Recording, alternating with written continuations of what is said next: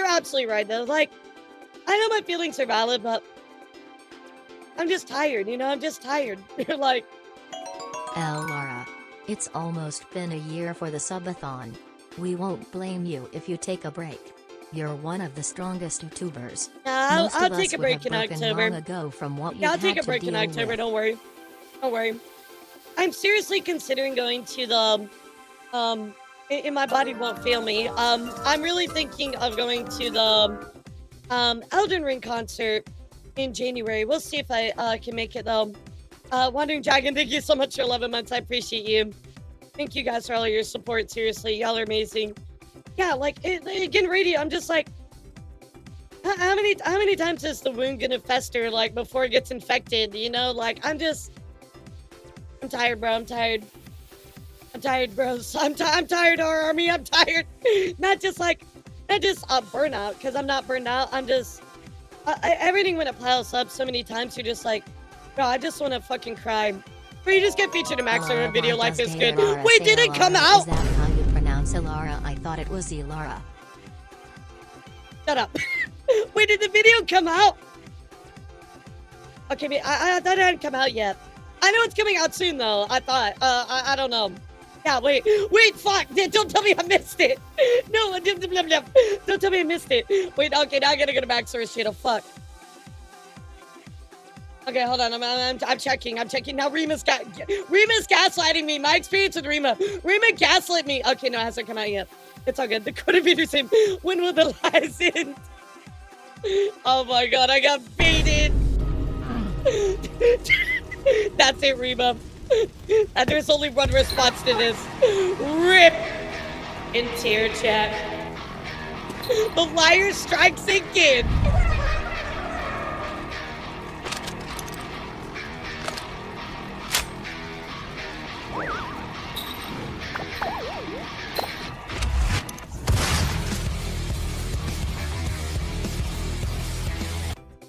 That is so sad, chat. Can we get 69 gifted subs? Don't actually do that. Don't actually do that. I have to deal with so much as a tuber that at this point your anime spirit animal is best from Berserk. Yeah, my spine is made out of fucking the same shit as Captain America's shield. Like, holy fuck, dude. Alright, guys. I will do the wheel spins a little bit later because I do want to dive into everything and give it enough time. Because we are hanging out with Parrot today, which I'm very excited to do. We had to cancel last week. So let's get into it, guys. If you guys are ready, everybody type 1.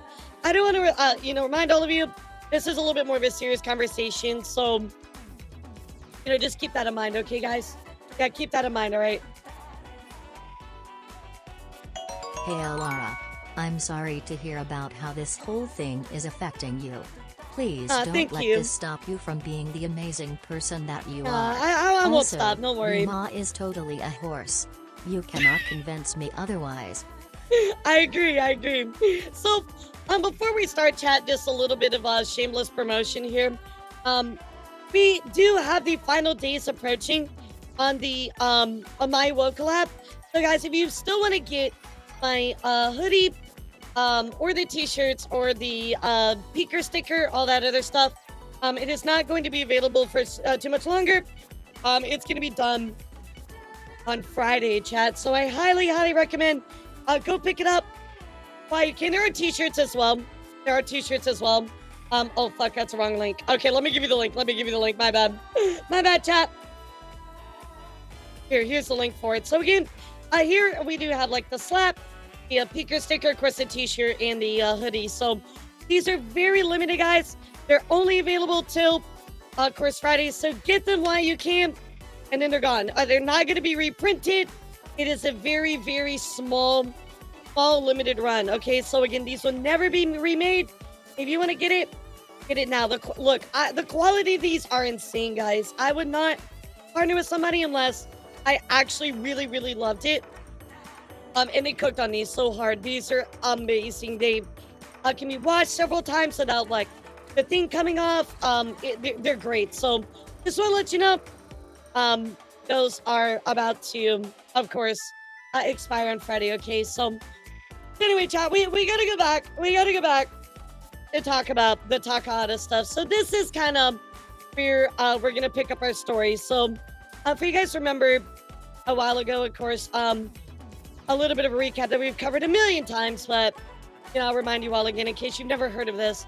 So, there's been a lot of vague posting and distancing away from Takahada. A lot of people were like, yeah, due to recent stories and news, I'm not going to be associating with Takahada. A lot of people were wondering what that was all about. Alicia made a statement. She's like, yeah, Taka told me something in a call is really, really bad. And so I decided to, distance myself away from him, right? So, Taka's been on break. We haven't heard from him for quite a long time. And so this is kind of where we are now, chat. So now we get one of the first updates in literal months that we've had. I'm going to take a sip of my tea here really quick.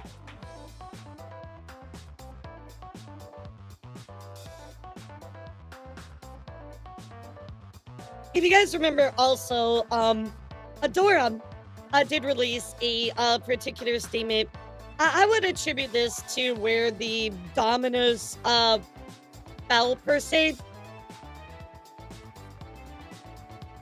Let me find it for you really quick. Because I think you'll want to see this, just at least give you a little bit more context, right? I mean, most of you are caught up, but this was where the dominoes kind of fell for me, right, chat? This is where it all started. Adora says this is weighed on me heavily since January. The reason I distanced myself from Takahada was because Red Claw had shown me an anonymous victim's allegations of Takahada raping her. I distanced from Taka after I read that. So this was the first official outing of this information, right, chat? And so this is where everything kind of, this is patient 0 point alpha omega. This is where it started, right, chat? So Takahada makes a statement that says, thank you to all those who reach out. I'm aware of these incredibly serious allegations that have circulated privately over the last several months. One that is simply false. Crucial facts have been omitted and are distorted. As such, I've consulted with my lawyers, as you should do, right? Any type of serious situation, chat, you should be reaching out to your lawyers. So that's the right thing to do, right? My legal representatives in January contacted the individual who started this, but have yet to receive any response from the individual in question. Therefore, for the sake of my mental health, I hope to move forward and at some point return to streaming and content creation. I thank you to my friends, family, and community for your support. So, again, just saying, hey, I contacted, legal representatives. We sent them some kind of something.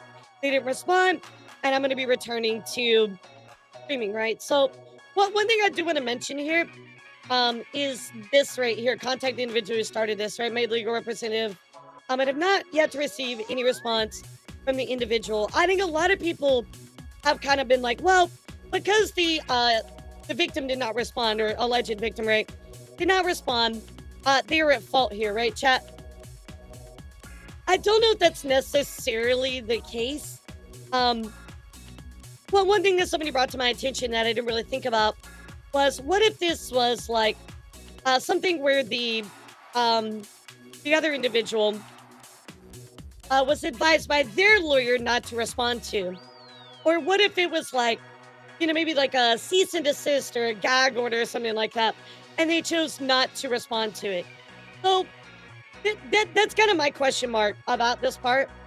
Like, just because you contact them, I mean, that's a great step, right? But maybe also legally, they didn't respond for a particular reason. Again, we don't know.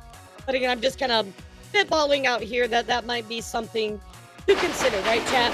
Guys, thank you so much for that hype chain. I really, really do appreciate you all. I'll get your wheel spins here a little bit later. So, of course, everybody's like, hey, welcome back. Seems like all good tidings for the most part here, right?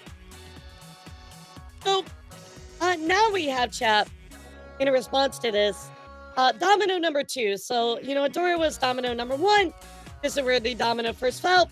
And now we kind of have domino number 2. So this is where everything just gets real explosive. So Alicia says, the victim doesn't want to be public. I haven't gone into detail at all about what happened. They supported me saying more in the past, but I still refused because I was worried about her stability.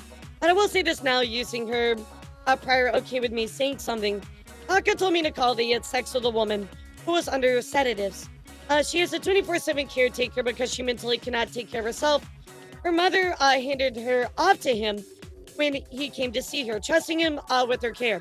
Earlier that day, she said she wanted to unalive herself.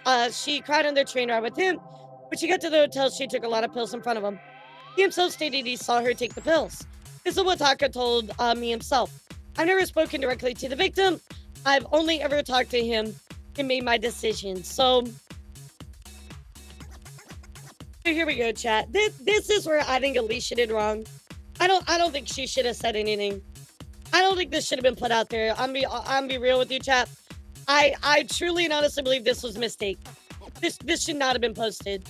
You know, if I get grilled for that take, that's fine. But that's my opinion. I'm gonna tell you.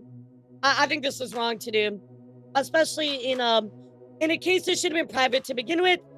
Saying you've never spoken directly to the victim, I don't think this should have been put out there. Yeah.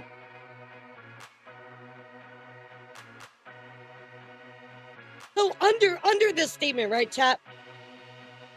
This seems pretty bad, right? This seems like Talk had sex with somebody that was under sedatives. He knew.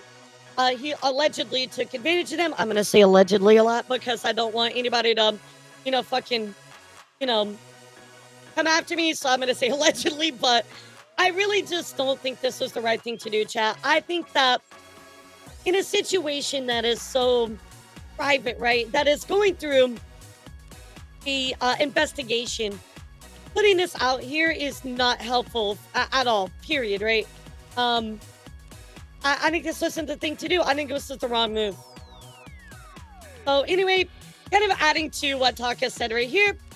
So before we continue, chat, what do you think about this? Because we're going to read a few comments under this because I think they're very important, right?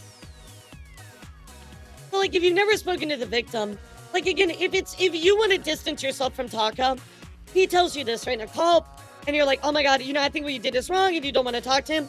That's fine. That's your choice. That's totally okay. But why did you feel the need to put this out there, right? You can make your decision and still keep it behind closed doors.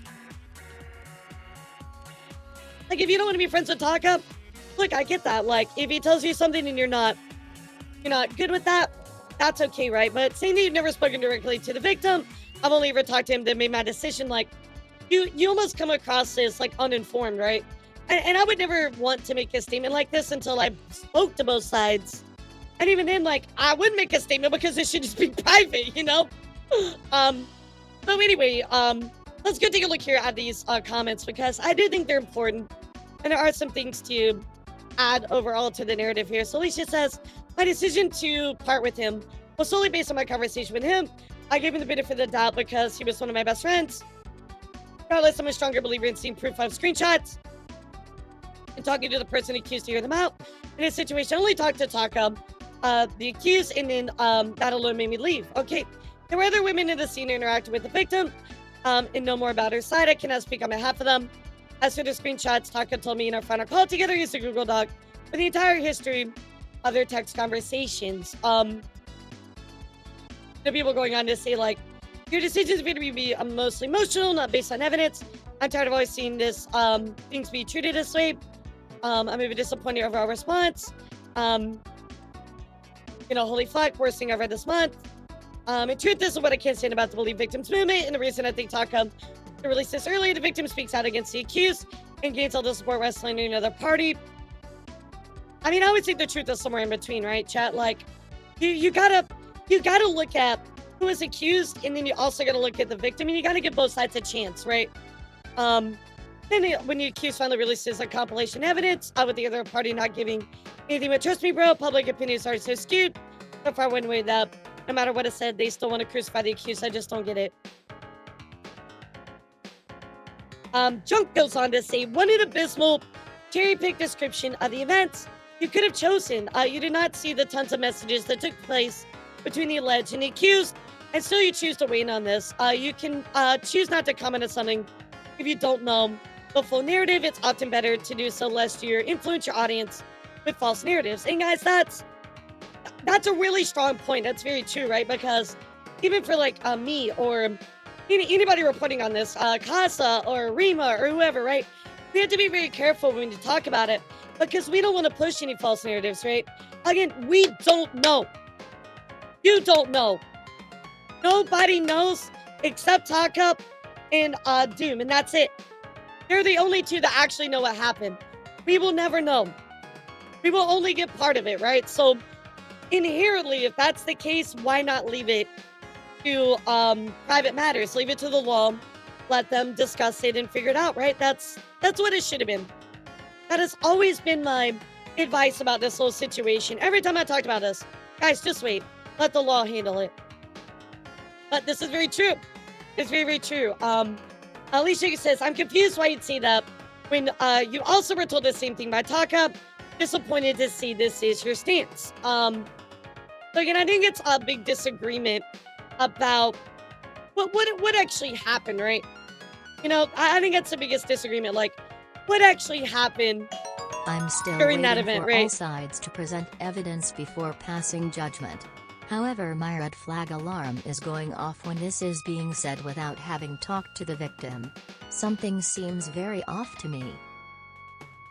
Like, but what I want to see is like one side is saying like, oh, like, you know, the victim was raped, and then the other side is saying, well, that's not the full story, right? So, you know, what some people believe one thing, some people believe the other part of it, right? But again, that's not for us to decide. Like, we can sit here and talk about it and be like, well, you know, this doesn't look right, or you know, have a question about that, but that's not for us to decide whether that's true or not. That is the fucking police's job. Like, why are you trying to be the one to decide it, you know? Of course, Bo Sheep also adds in on this. This is the most disgustingly inaccurate summary of the situation. You haven't seen the hundreds of text messages between them before and after they slept together, or that she did, or that she also admitted others as having given him consent. He had no idea she was on sedatives, or he had no idea she was on sedatives. Of course, there's a document which we're going to look at here in just a bit. Our gun goes on to say, so by own admission, they were okay with making anonymous indirect accusations publicly. And now that Taka has defended himself with receipts, they're accusing him of breaking other laws. If there's a legal case, it should have been handled privately the whole time. Thank you. The legal system is built to handle these things. Not to be perfect, but making accusations online in a way where the accused isn't able to defend themselves without revealing information is cowardly. It only hurts any ongoing legal situation. If not for you, this would have been handled privately and appropriately through court if indeed there was an investigation. Your post is nothing but presumed guilt in the court of public opinion.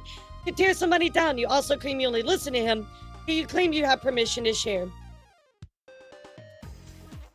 This isn't some trivial drama to be dropped on a whim. If actual crimes are accused, a full investigation needs to happen offline, and it needs to stay offline until proven. You don't know when it can only cause grief for everyone involved, it seems.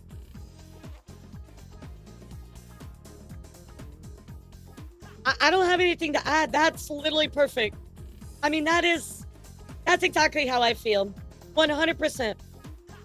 100%. I have no words to add, no thought process to throw in there. I think that is exactly what needed to be said. Very, very well said. So, chat, in light of all of this information kind of whirlwinding around, Takahada says, my tumultuous relationship with Mistress Doom. That is right, the victim, or alleged victim, I'm sorry, in question here is Mistress Doom. And this involves emotional abuse, gaslighting, slander, defamatory accusations, drug use, accusations of assault. So again, I want to remind you all, chat, that, you know, when you have something bad happen to you, right, you trust your family and your friends with that information, right? So, and I think that's fine, right? I think that's okay. But this information got leaked out in such a big way that now we have really like random people just involved in talking about it. They had no business talking about it, you know? And that's really the biggest problem. That's really the biggest problem here. Like, I've seen this stance. I'll reiterate this from the start of stream, but I've seen this stance where people are like, oh, well, you know, this should never been talked about, period. Well, I mean, guys, be realistic. Come on. Like, you're going to tell your friends if you're going through something horrible, right? And you trust them not to leak it, but it's really spread out there in such a big way. I think the good intentions were sadly, they went sour, you know? The wrong people, credit to the wrong people. or they spread it to somebody that was not trustworthy, maybe looking out for them, and now we're where we're at. So here we go, chat. We're gonna take a look here at this document, but Takahada says, of course, I know it originally said I want to protect this individual due to concerns for her mental health. However, due to recent events and the fact that she continued to use other creators to tell her story via grotesque misrepresentation of facts, I'm now forced to name her. I need to protect myself and those who've been dragged into this situation. My biggest issues for others just spreading it around what it seemed to be a legal issue. Well, like, again, yeah, there's two different ways this goes, right? You either, like, talk to somebody to confide in them, or you see it, maybe you thought that Taka actually did these things and you're using it as a way to protect others, right? But regardless, I think the biggest issue is let's focus on the people that leaked it and why that's wrong. You know what I mean? Like, we can sit here and be like, oh, well, this person shouldn't have done that. And oh my God, I can't believe that, blah, blah, blah, you know, trusted this person, blah, blah, blah, blah, blah. Like, why question this and that? Like, we just need to focus on the fact that he got leaked and that's wrong. And hold those people accountable. I think it's very, very, like, basic, to, at least to me. Like, that's how I see it. I really hate to, like, kind of push other details aside and talk about, oh, well, why did they trust this person? Because they're clearly not trustworthy. Well, you shouldn't leak it, period. You have a more obligation not to do that. You know? That's how I feel about it. If you're told information like this, you don't talk about it, period. I'm sorry. Like, that is on you as an individual. And if you can't uphold that, then you're morally corrupt.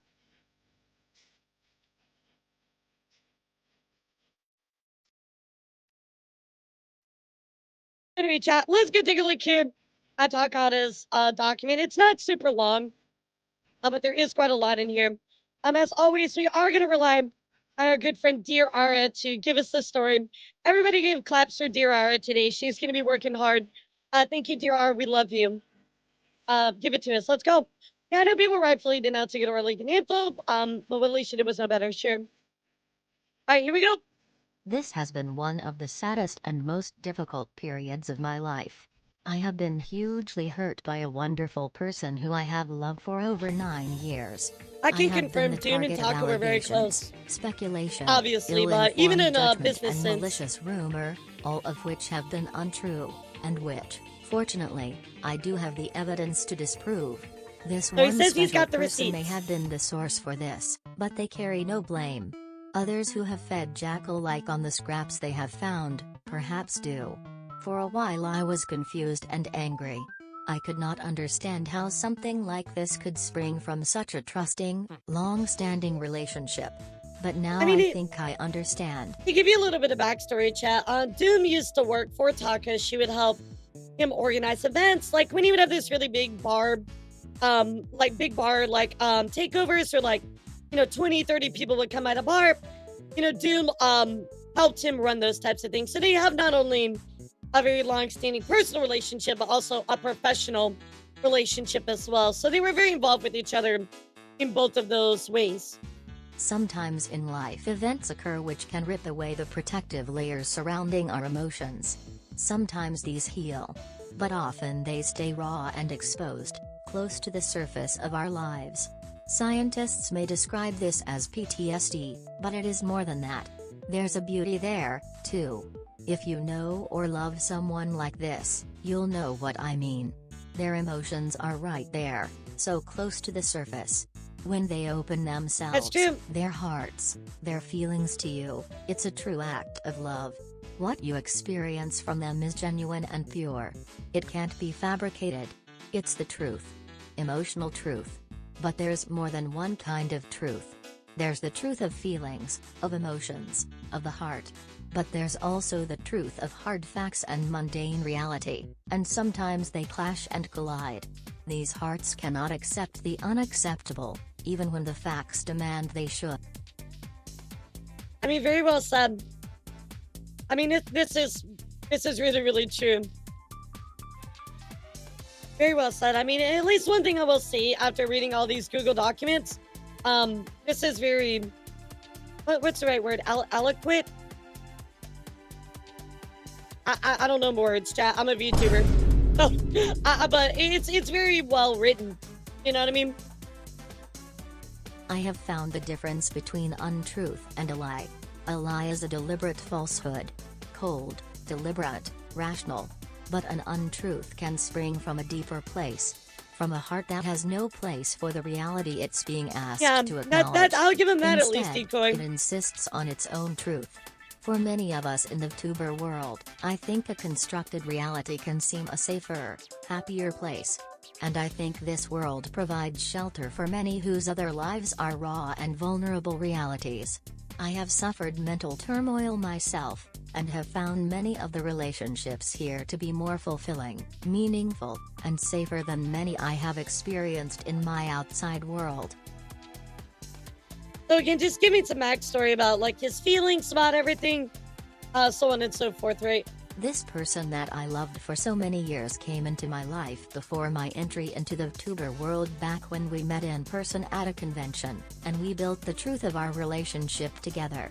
I thought we knew each other deeply and truly. But maybe we never really knew the other us living our other lives. But maybe I never really knew the other life she was leading.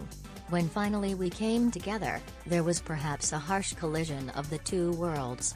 A clash of realities. I had not seen or expected or understood this, and I failed to allow for it. Taka's absolutely, he's got a point here, and I think overall, sadly, chat, this is a real theme for 2025, right, chat? Knowing who somebody is, the other, other person they are, right? We saw this with, Cinder, right? This is a big sticking point, the other us, right? So, we finally came together. There was perhaps a harsh collision of the two worlds, a clash of realities, right? So, I think, like, regardless of what you take away from this, whether you agree with Taka that he's in the right or wrong, I think if anything, this is a good wrap up of 2025, right? I mean, you don't know who people are behind the VTuber model, right? I mean, we've seen that stuff with what Pinky as well. Pinky was like a horrible person behind the model, so that's another one. Even Adora. I mean, I've had personal issues with people that have done stuff to me that I'm like, you would never imagine. So it's been a really rough year, chap. And I see where he is at least coming from on this. But anyway, let's continue. I'm getting poetic here when we need to talk about the issue at hand. We had worked and planned to arrange a meeting. It was to be joyful, tender, erotic, happy. Yeah, that's open. Right. I'm not a deer But behind the my model, reality chat. was Sorry. different. I think Yeah, bad I did news. not belong in this Bad other news, chat. world. There, our openness and the strength of our feelings became simple vulnerability. She found no place for me in that world. But nor did she want to hurt or reject the person she had loved all these years. So she allowed a new truth to be shaped. A truth that made sense of her response, her feelings. A truth that did not match the facts of what happened, but was true in her heart. I had, now, been found by her to be a different kind of person. A person guilty of the kind of insensitivity and even sexual abuse that has no place in the world of the 9 years of our previous relationship, love, and shared intimacy. So this is what was said, implied, suggested to others in that world. It is untrue, but it sprang. It's untrue, but it sprang from a hurt heart. Others feed hungrily on it, but questionable, for questionable personal reasons. But I do have the truth to my friends, and so I've set out as good as I can to the details of what happened over those few days of our meeting. If it reads a little clumsy, I make no apologies. It is based on simple records, communications notes. I do not want to polish or refine this. I simply want to share the truth, but it is underpinned by evidence, solid written, and now shared with my professional advisors. So, I do have a bit of a question, chat, that I want to put out to you. I'm very shocked that Taka's lawyers, and this is a bit of an assumption, right? Professional advisors. His professional advisors would say it was a good idea for him to reveal these documents. Like, I'm very shocked by that. You know, I would never in a million years think that they would advise that that would be okay. That's a question I have in the back of my mind. Again, you can put it on the shelf, but just something to kind of think about. Do you really feel like the lawyers or professional advisors felt it was best for him to release this document, right? In most cases, I would think no, but I mean, maybe I'm wrong. Maybe I'm wrong. I've known Edge, aka Mistress Doomed, for 9 years. I first met her at a convention in Newcastle. We hung out a lot during the weekend and spent a lot of time together, including getting Subway sandwiches at 3 a.m. after drinking, dancing, and playing board games at the convention. During that time, I could tell I was crushing on her, but I didn't share this until later. Later she told me that she also had feelings for me, but we did not act on these feelings during the trip. After that, we began an online romantic and sexual relationship for a while.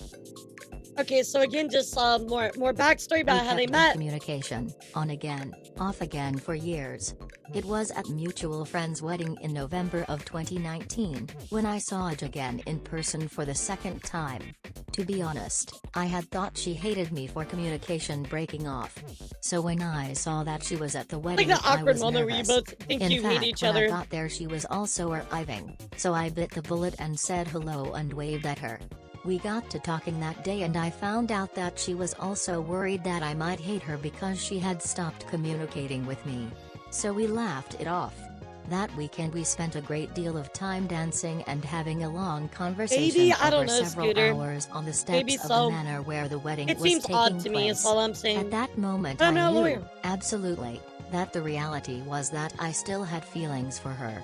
But I was dating somebody else, and that is why we did nothing. We went to our separate rooms that night, and although I was already in a relationship, I knew that I had deep feelings for her.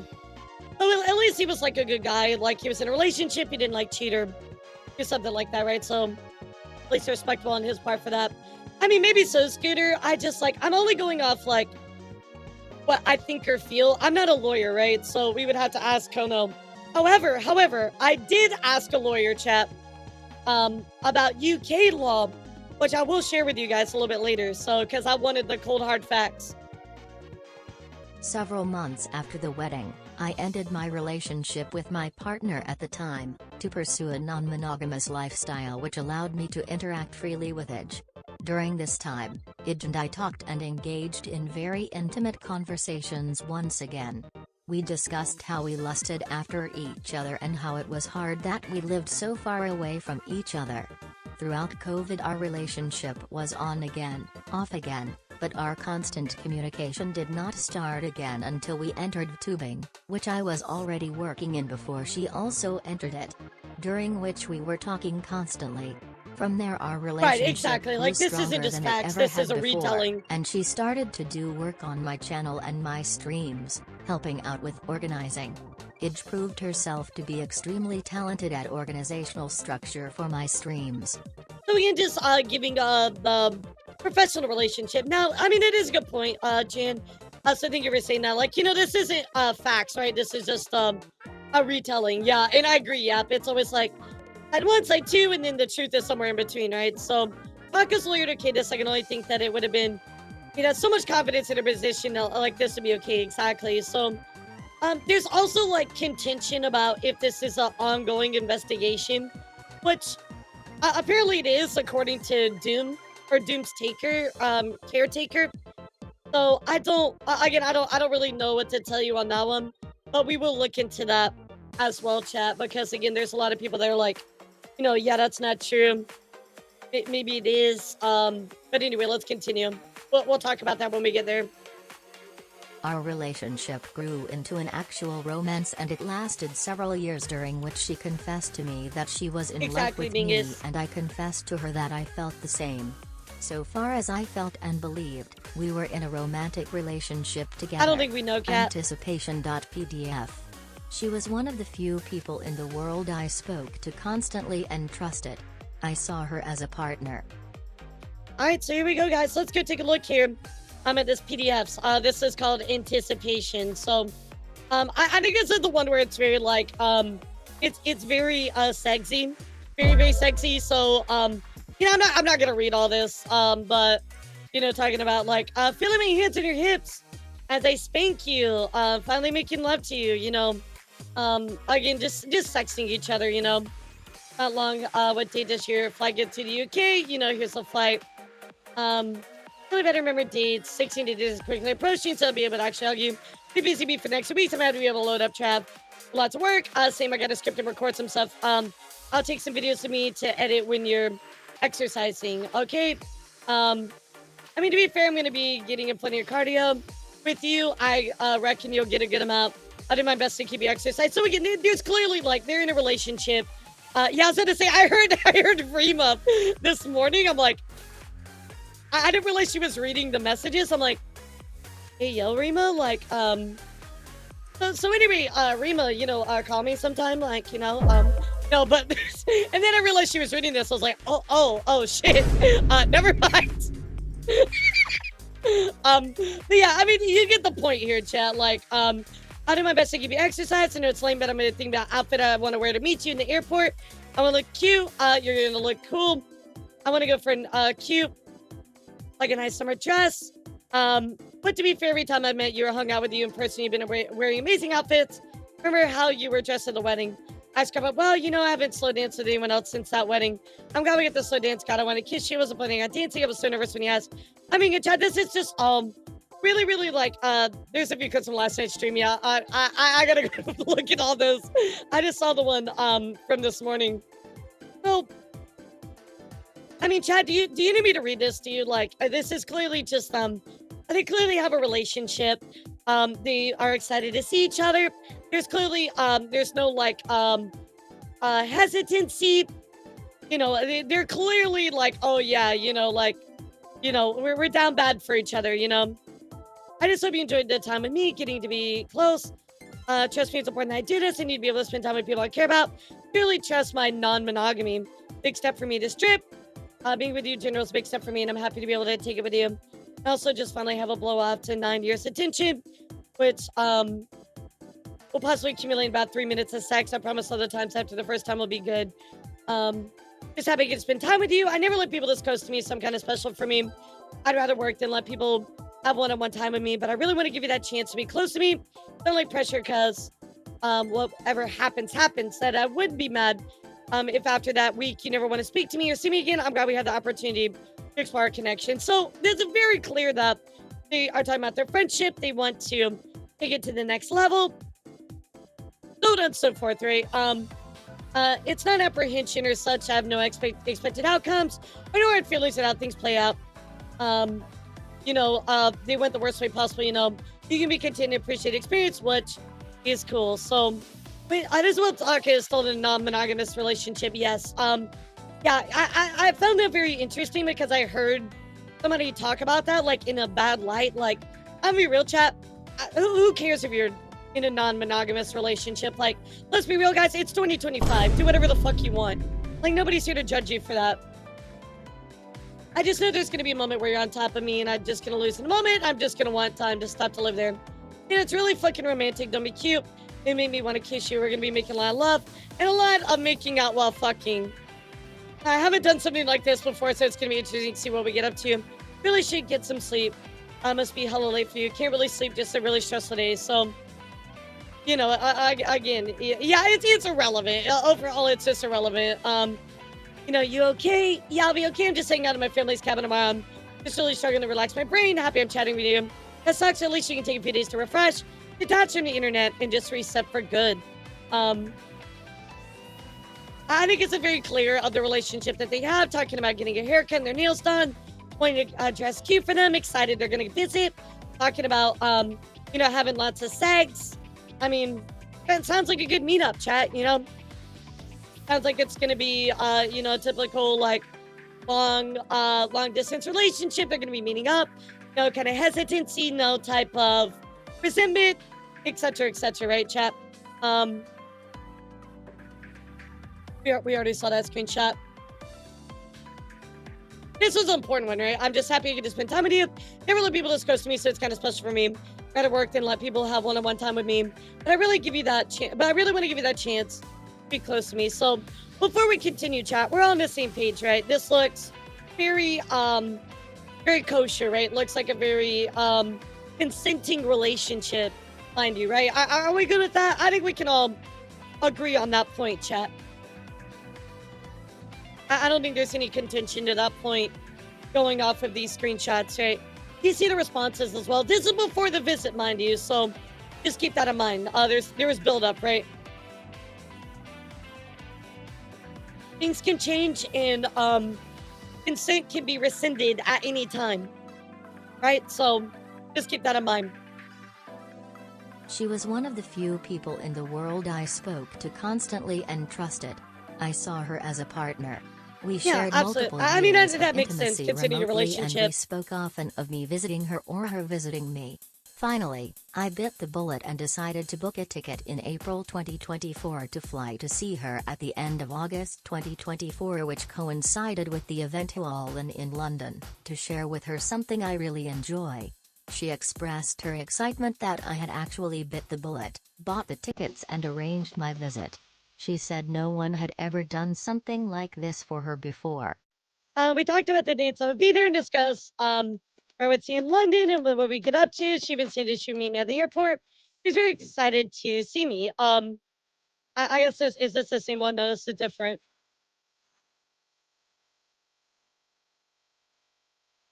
Oh, it's a trip, right? Yeah. Okay, we already saw this one. Um, okay, that's the thing. I think I'd purchased it without making an account of the website I ordered it from. I messaged them sometime later today and talked to customer service as I have the credit card information. I purchased it. I hope I sort this out. It's just fucking frustrating. Really fucking hate went through this website. I don't want to get stressed out about it though. It's $600, so I'll just do what I do tomorrow, regardless. So treat all that another day for you.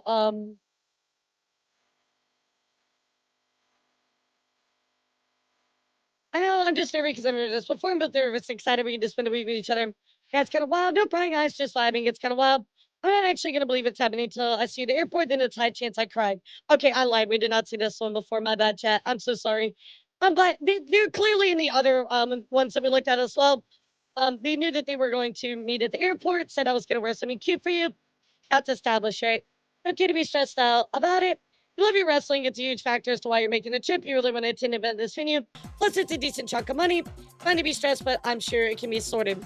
I just want to hold you against me. I lost gig tickets before and it sucks, so don't worry, I get the stress. I'll keep you up to date with the info tomorrow. I want to risk you losing me to Unite. Well, that was your problem. You flew Unite. Listen, I'm already well aware they were going to end up fucking, and I'm going to come deep inside you, and then after we shower and have the sex in the shower again, we're gonna cuddle on the bed while we both play our games on our personal devices. And after a bit, probably have more sex. Hi, Mai, you have quite the stamina. Okay, maybe we'll just make out in the shower. Now commit to the sour sex. So they're sexting, chat. They're just sexting. I mean, do I really need to read all this, chat? Like, do you want me to put the like bow chicka bow wow music as I read it? Like, I mean, Damon, I don't know if you met up with somebody after a long-term relationship with distance, but this is kind of accurate. Like, I'm not even gonna lie. Not that I would personally know or anything about that. I mean, I'm not admitting to anything like that at all, because, but there was a bit of sexual tension, to say the least. So, she said that's the fun part. You're gonna be able to do that this week, and we're waiting. You're gonna be able to. So.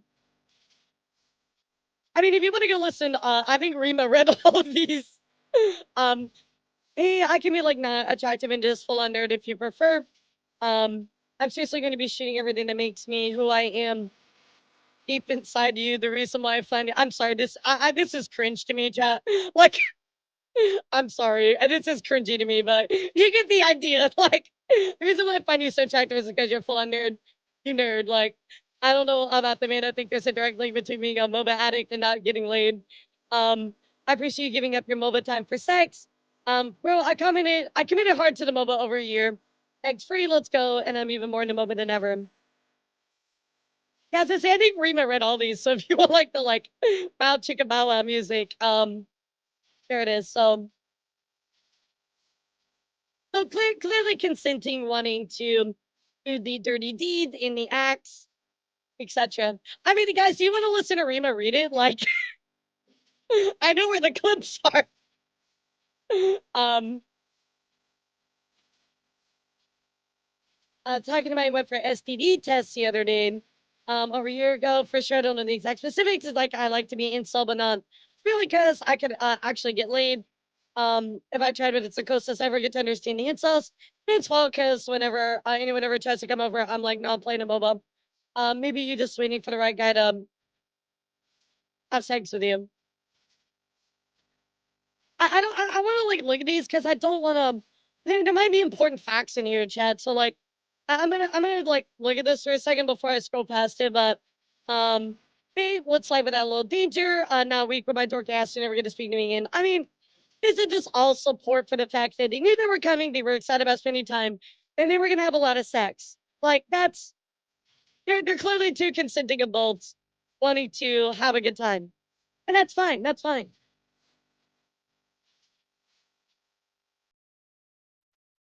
They're talking about DPS, oh, speed turbo, I'm weak. I guess talking about MOBA. I mean, yeah, chat, if you want me to read all these, I would, but to be honest, it's just like they're just yapping, you know?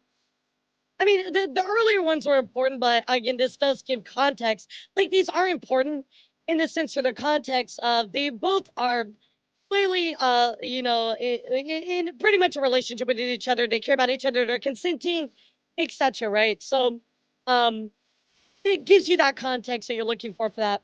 As far as like the fine like details of words, like I mean, look, this is just people risking each other, right? Sounds like you're gonna be having a more fun time with me because you know you're gonna get to feel my soft skin out playing Unite. Generally can't wait to feel your skin, babe. It's pretty soft if I do say so myself. Um, I'm gonna be thinking about it. So feed the bed here, thinking about you. Good night. 2 more sleeps away. Actually, wild. See, then tickets are figured out. Glad to hear it. Okay, so, you know, everybody, very excited for the trip. If you need to come out a date later or anything, babe, please know that I understand.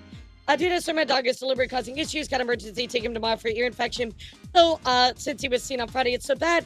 There's 2 different issues in less than 5 days. I will tell you that, I know Doom has a lot of animals. And some of them have health issues. That is true. I can vouch for that part at least because I know that I'm about her. Unironically, the sex thing is relevant. Yeah, it's like relevant for like context, right? But like every little message is like, bro, do I really want to have to read? Like, I want to, you know, coom inside of you at the deepest parts of my pee-pee. Like, I don't want to read that. It's really cringe. You know, I feel like I'm reading like a fucking like smut book or something. Like, except it's like really bad smut book, you know? I mean, it's important that he showed that there was consent. So these are important, right? It is showing that there was a build-up in a relationship, okay with each other. You knew he was coming to the, you know, to the airport, wanted to meet him there, etc. Right? I'll keep you posted on what happens tomorrow. It's gonna be a long night for me. Kids friendly, making me his ear bleed. I'm so sorry. If anything comes up, you can tell me. And we can adjust any plans, extenuating circumstances being what they are. I guarantee I'll be able to go to the wrestling stuff on Sunday, so don't worry about that. You'll get to see me guaranteed. Like I'd fly you out all this way to see me, not you. So it sounds like to me. Shut up, Rima. Rima, you know what's bad? I was thinking that, but I didn't say it. Bro, Rima knows me too well. I cannot believe this shit. I cannot believe this. Brother, this guy stinks! I can't believe this shit. Rima peered into my mind, bro. What's up, Pocket? How are you? So like, okay. So to give a little more context here, Doom's puppy is having an issue, right? And so because of that, it seems like their plans are getting a little adjusted, right? You know, she might not be able to come meet him at the airport, so on and so forth, right? Shit, that happens, guys. And I'll tell you, you know, pets are always the most important. So there you go. She posts a picture of her puppy. But please understand, no, I understand because your pet isn't well. We need a deer to let you know how he's doing tomorrow. I'm gonna phone first thing. I would take him to the emergency vet, but they charge a lot of money. You see no meds, nothing. It's gonna cost like this much money. I wait it out and see his main vet. Dog has 2 different ear infections plus allergies. Messing up his ear and paw. The meds should help. I should be able to come to London Friday afternoon, evening. If that's okay. So adjusting their plans, right? Taxi from the taxi rank underground tubes. There's a pretty useful app for London Underground if you can get. Ask her when I get there. Not gonna stress too much. Hey, already really terrified of the flight. I got a sedative though. This is gonna come into play, chat. So keep this in mind, okay? This is why I wanted to go through each one just in case. Keep me posted on like your travel. Let me know you arrive safely. I worry. How long do you fly out? So I travel 4:55. So like 1 a.m. my time I arrive. Yeah, it is gonna take a sedative and hopefully sleep the journey away. When you get to London, if you have any trouble, you can always call me and text me. I'll help. If plans change on your end, please keep me informed. If you want to come out late Thursday night instead, we'll do Hope We Need drops to Dennis here. By the way, what's your return flight details? We'll send go to the airport with you. You off, had to double check I wasn't going to get stranded to London. Let's wait till you're out again, seeing how late a train I can get to, see if I can get there tomorrow evening. So again, try to figure out our plans, right? Thank you. See you either Thursday or Friday. Appreciate you trying to make Thursday work. Do my best. It's the least I can do since you've flown all the way to see little me. It's only 20 hours of transit. It's really the flight from here to Vancouver. Was nervous about. Apparently, Taka doesn't like flights, so it's commitments of us like you, me, or something. JK, we all know it's really for the wrestling. Got a bunch of running around done and booked an appointment with the doctor to try and get us set up for the flight. Fingers crossed they help out. I wish the flight wasn't so long for you. 20 hours is a long flight. That's crazy. Honestly, I'm more nervous about the flight from my city down to Vancouver. The shorter flight. Big planes are really scary and small ones to do. It's fire. Promise to be worth the trip. I believe in you. Long time in coming. Just happy to get to spend time with you. I get to spend time with you. I never let people this close to me, so it's kind of special. Again, this is that screenshot we've seen a few times. So there's something I was going to do while in London, which is the British Museum Egyptian exhibit. I'm probably going to go while I'm in London, so you want to join me? Oh, yes. I've always wanted to go see it, but I've never had the time. Last time I was at the British Museum of History was literally from manga exhibit and a private tour of that, so I could go elsewhere in the museum. I really want to see the Egyptian stuff, you nerd. Yeah, kind of. I didn't get like an A in history, so I didn't want to go to this exhibit, right? So there we go. So, travel plans got changed a little bit, but they're talking about what they want to do. Talking about, like, keep each other updated, etc. I'm also a victim of AJ, and as I've known her as well before rebrand, she owes me, like, £1,000 for a cosplay commission. She never finished shit. That's crazy, Mecca. I do want to talk about something Arundel said as well. Let's just go to right now while Mecca brings that up. So Arundel did bring this point up. Now, I want to preface this as well, chap. Just because somebody has a questionable character doesn't always mean they're lying, but it's a consideration, at least. I feel like I owe it to you to show you this. So, Mecca, reading out of chat, I'm also a victim of EJ. As I've known her swell before rebrand and owes me £1,000 for cosplay commission she never even finished. Arundel goes on to have an experience as well. And this is exactly why I wait and see, as her only big posting was something smelled fishy. I've actually dealt with Mistress Doom a bit, as we both are in the Yu-Gi-Oh community. She's well known for burning bridges and using friend groups, so I avoided her mostly. Not saying what did or didn't happen, but it's always good to wait for more context. I did one tourney with her and was made to witness a lot of these problems.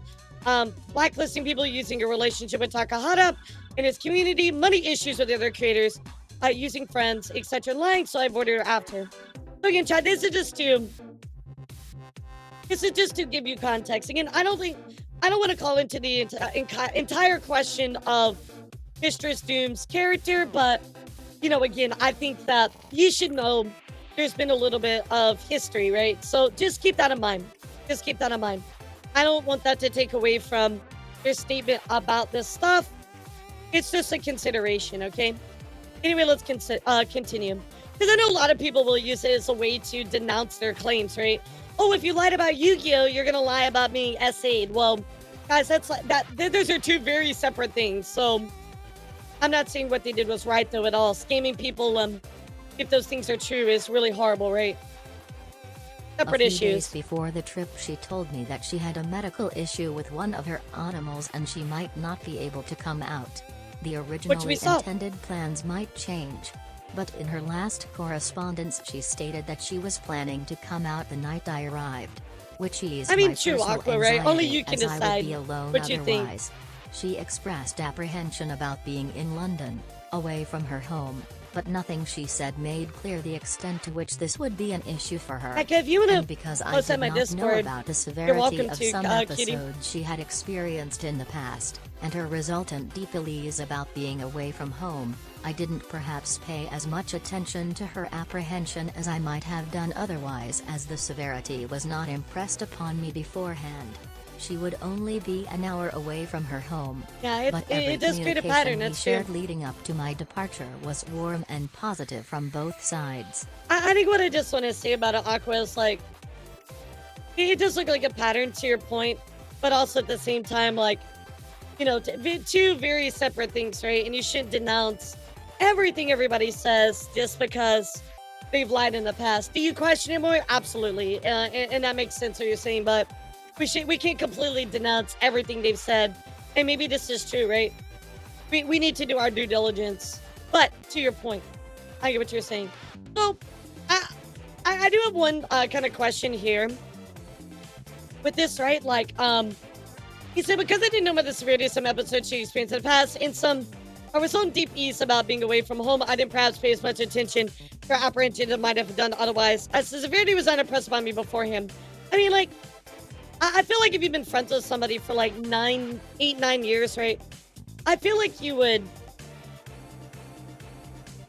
you know what I mean? Like, you would know this kind of information. I mean, maybe you don't, but maybe there's a suspension of belief there. But I don't know. I feel like if you know somebody that long and you're gonna want to go like hang out with them and obviously sleep with them, like you get to know them a little bit more on a closer basis. So like, I'm not saying this is a lie or anything. That's not my point. But I feel like maybe he would have known this, or at least like in most instances, most people would know. But again, I'm not going to denounce what he said here because I don't truly know, but it's just kind of like a head scratcher for me, right? Like, I mean, like, so when Ian and I first met, I told her my issues like within like a month of really like talking to each other, right? Because I feel like that's important not only in a friendship, but in a relationship as well. So maybe I'm wrong. Maybe this is just unfounded kind of head scratch, but for me, I just looked at them like, why wouldn't he know that? Our correspondence was very personal and intimate, and she told me she had mental health issues which she had battled throughout her life. However, when she talked about her mental health issues, she never indicated how severe they were. But I never questioned this and I did not pry into the specifics of her illnesses. So, Gotcha. I was never aware of the severity of the issues she faced until I arrived in England. As someone who has mental health issues too, I can understand fighting your own demons and I would never disrespect her for this. Yeah, absolutely. In fact, I too have And I've PTSD even regarding returned. flying. I told her repeatedly that I was concerned about the travel in flight. She asked if I had medication sedatives to be specific and I told her I did. I took Ativan, a new medication to help calm my nerves while flying. During the trip over, I took over double the intended dosage, as the flight was incredibly turbulent. In fact, I too have PTSD regarding flights. So I thought PTSD had to be based on traumatic events, or did he get an accident or something? I don't know. I mean, he says he has PTSD regarding flying. Maybe he did have a past instance. I don't know. I mean, maybe she did downplay it. Maybe that's true.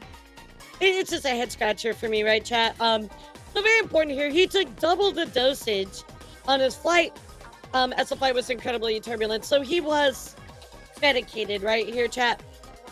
He was medicated. So just something to keep in mind here. And it was too much, double the dosage. But when the time for our meeting arrived, a different reality cut in. When I landed, everything changed immediately. I realized I had increased lethargy and was disoriented, and experienced increased anxiety. I was in the Uber to the hotel when I received a text from Midge saying that she wouldn't be coming until likely Saturday evening. The reason she gave was that her dog had an ear infection. What confused me about this is that she had multiple people in her home who could take care of her animals, as she had informed me that in the past that these people had done so. Of course this was disappointing, as we had agreed that she would come Thursday or Friday at the latest.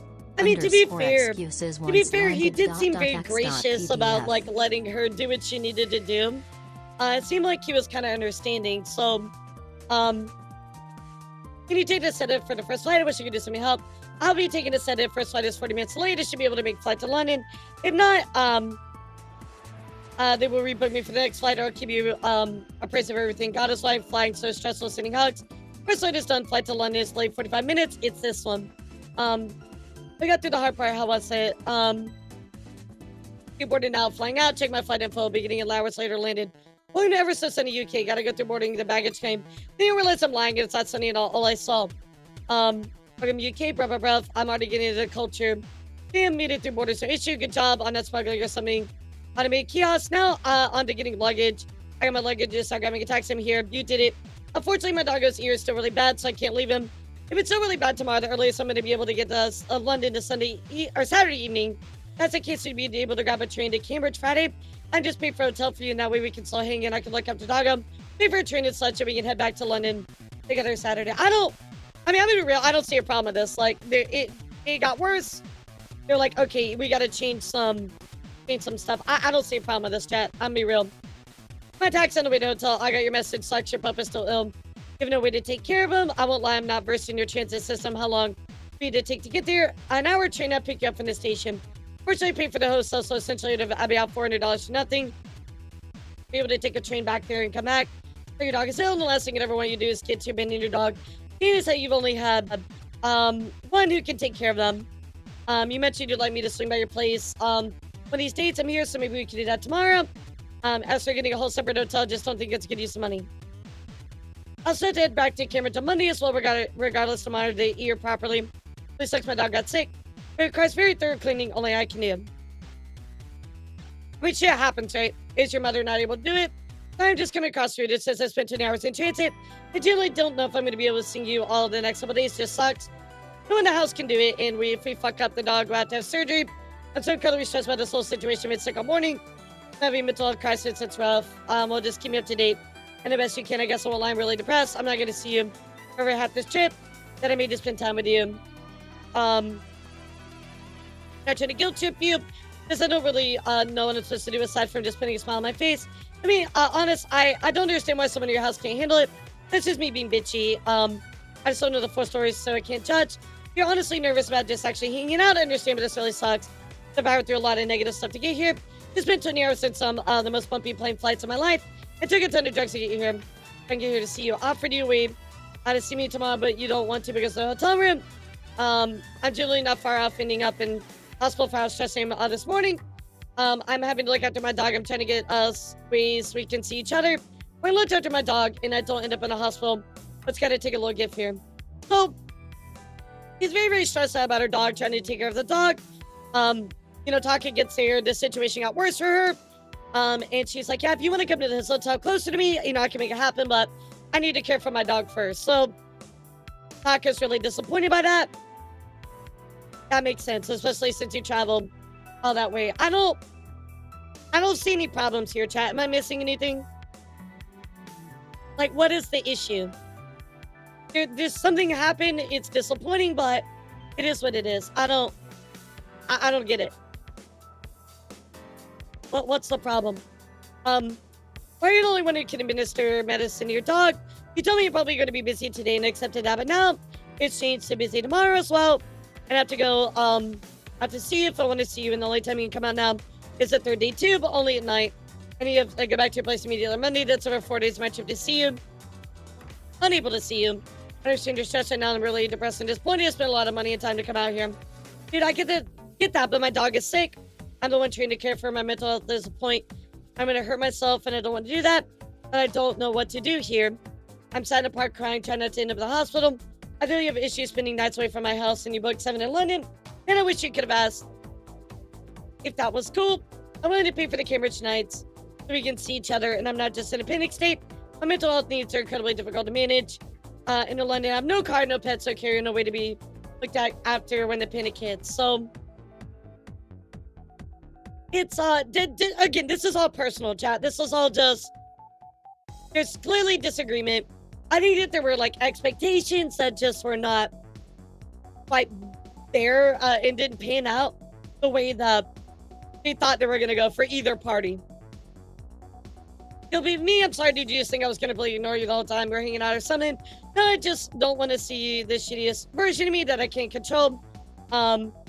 I want you to have a nice visit, not deal with me crying, hyperventilating, and such.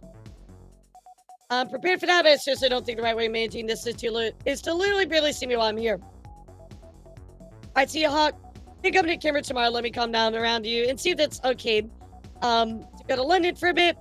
That's what I need from you. Okay, so he's clearly stating your boundaries. Just like, hey, like I gotta take after my dog. I'm breaking down over this. I'm having like mental issues.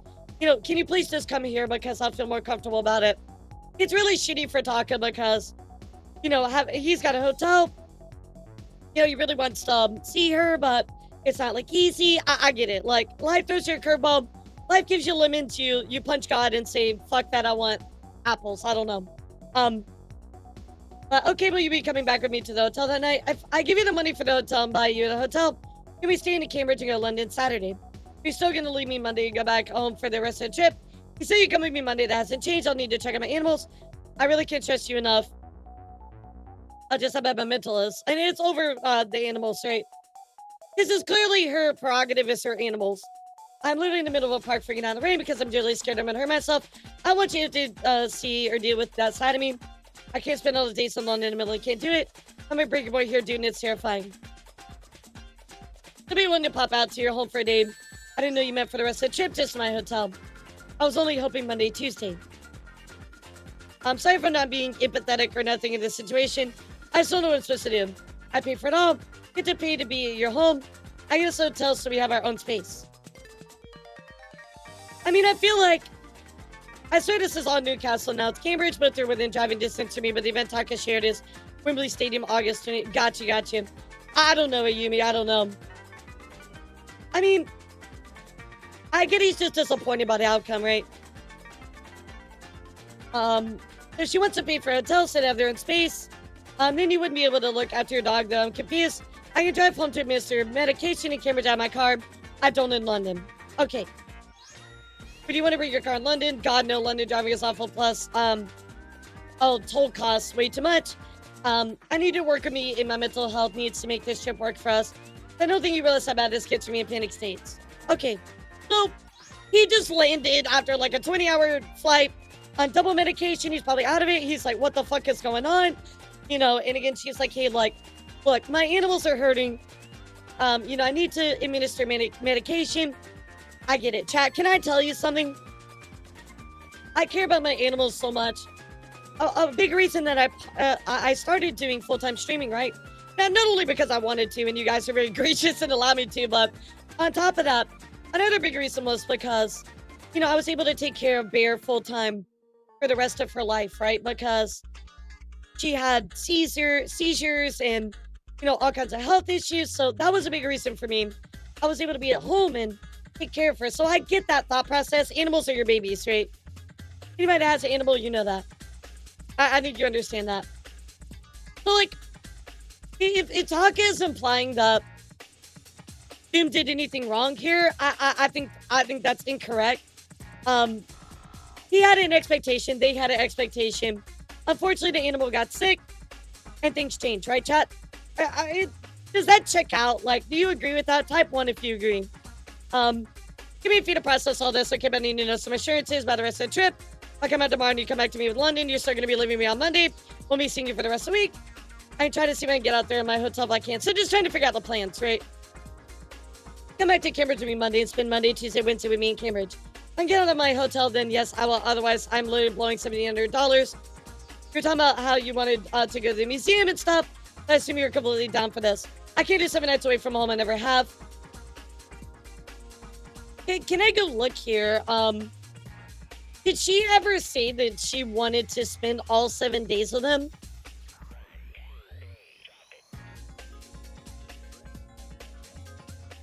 I don't think so, right? Did she ever say that?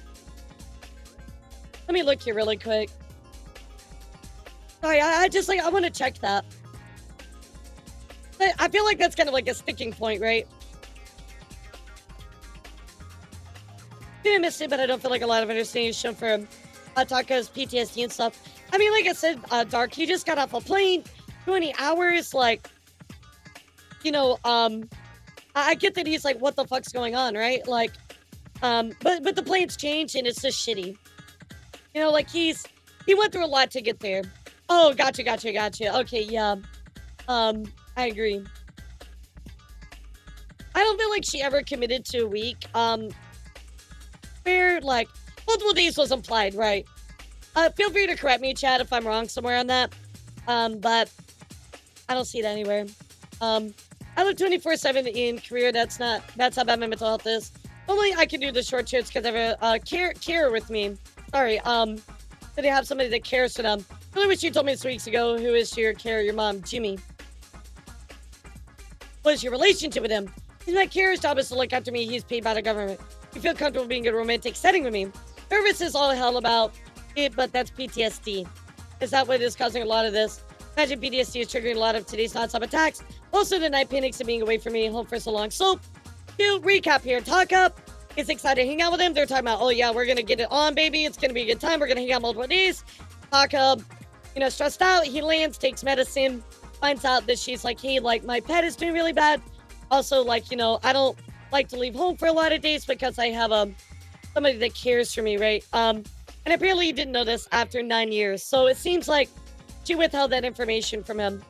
Judging off her telling this information and how he's reacting, I kind of more inclined to believe that he did not know that. Yeah, it sounds like the rug kind of got pulled out from him, right? He was expecting one thing, and unfortunately, she was like, yeah, that ain't gonna happen. So, there you go. I'm not trying to be mean when I say this. I'm trying to say this as much loving kindness as I can. Feels like there's a ton of excuses right now. The dog being sick, need to be New Year carriers, all this stuff. And I said this with love, and please, no, I don't say this cruelly. I mean, it's a fair response, I imagine PTSD triggering a lot of today's non-stop attacks. I mean, it's a fair response to a situation. I feel like he's getting the rug pulled out, but at the same time, like, that is her boundaries, right? It is what it is. You have to respect that,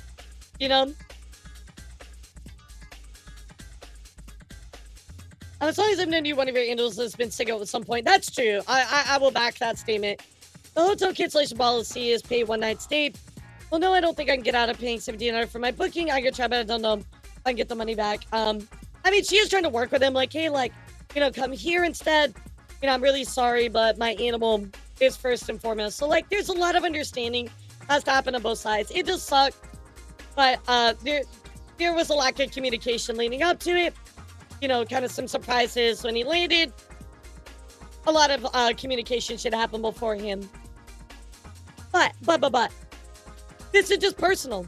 Like, this has nothing to do with SA and things like that, right? So this is all personal disagreements or miscommunication. Like, it's important for the narrative on who knew what and what the boundaries were. It just seemed like her boundaries were, hey, just, you're gonna have to come here. I can't be away for multiple days. But also maybe that was her intention in her communication, She did say she's never done something like this before, so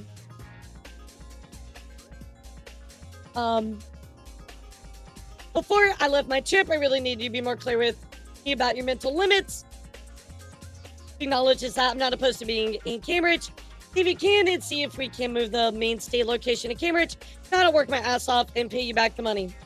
I promise I came here for the big event near Wembley and bought my tickets for it. And I was looking forward to just checking out different parts of London with you because I'm an actual tourist and I know nobody here. I'm actually really nervous because of all these things. I can't be. That's not how this works. I booked through hotels.com, not through the hotel itself. Okay. I'll pay you back any money you lose, but I'm sorry I can't do 7 nights in London. I don't feel at any point I was really asked if that was cool. This is just miscommunication, big time. You know what I mean?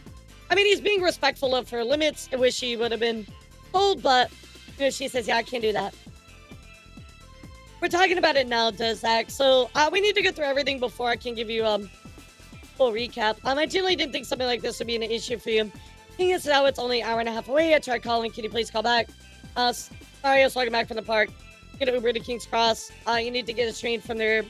Cambridge North. Two things. If you wanted to take the train back with me, we can do that. But apparently, I also have a free parking space with my hotel room. Let me know when you're on train and when you hit Cambridge. Don't get off at Cambridge. It's a stop that's called Cambridge North. That station, yeah, it's rush hour. My right now, I need to get a ticket to Cambridge North. Yeah, do you have the train app? No. Wait, I'll buy your ticket and you see, dude, the Kurdistan. Oh, okay. So, like, they're figuring out he's coming there, right? Miscommunication a lot of the way, but she's very clear about her boundaries, right? Do we agree on that? There's the ticket. Okay, I'm coming through and waiting for the cars to be attached.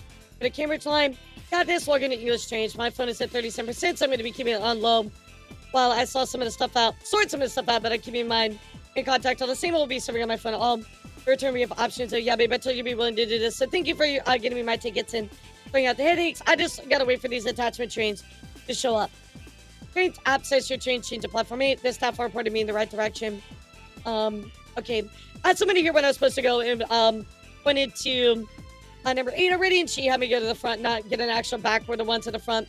Because the back train will detach me, get to Cambridge, and the front trains will go to Cambridge North. That's so wild. Never heard trains do that. You know, I feel so fucking trash. I'm drugged up on all shit. Drugged up to all shit.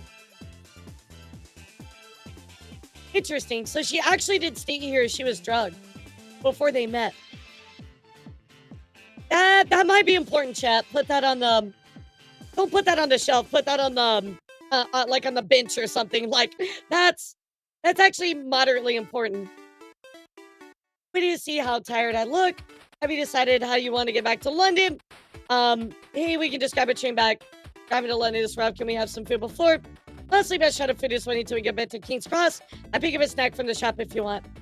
Which is kind of true. If you guys don't know, train stations or like travel stations, subways, things like that.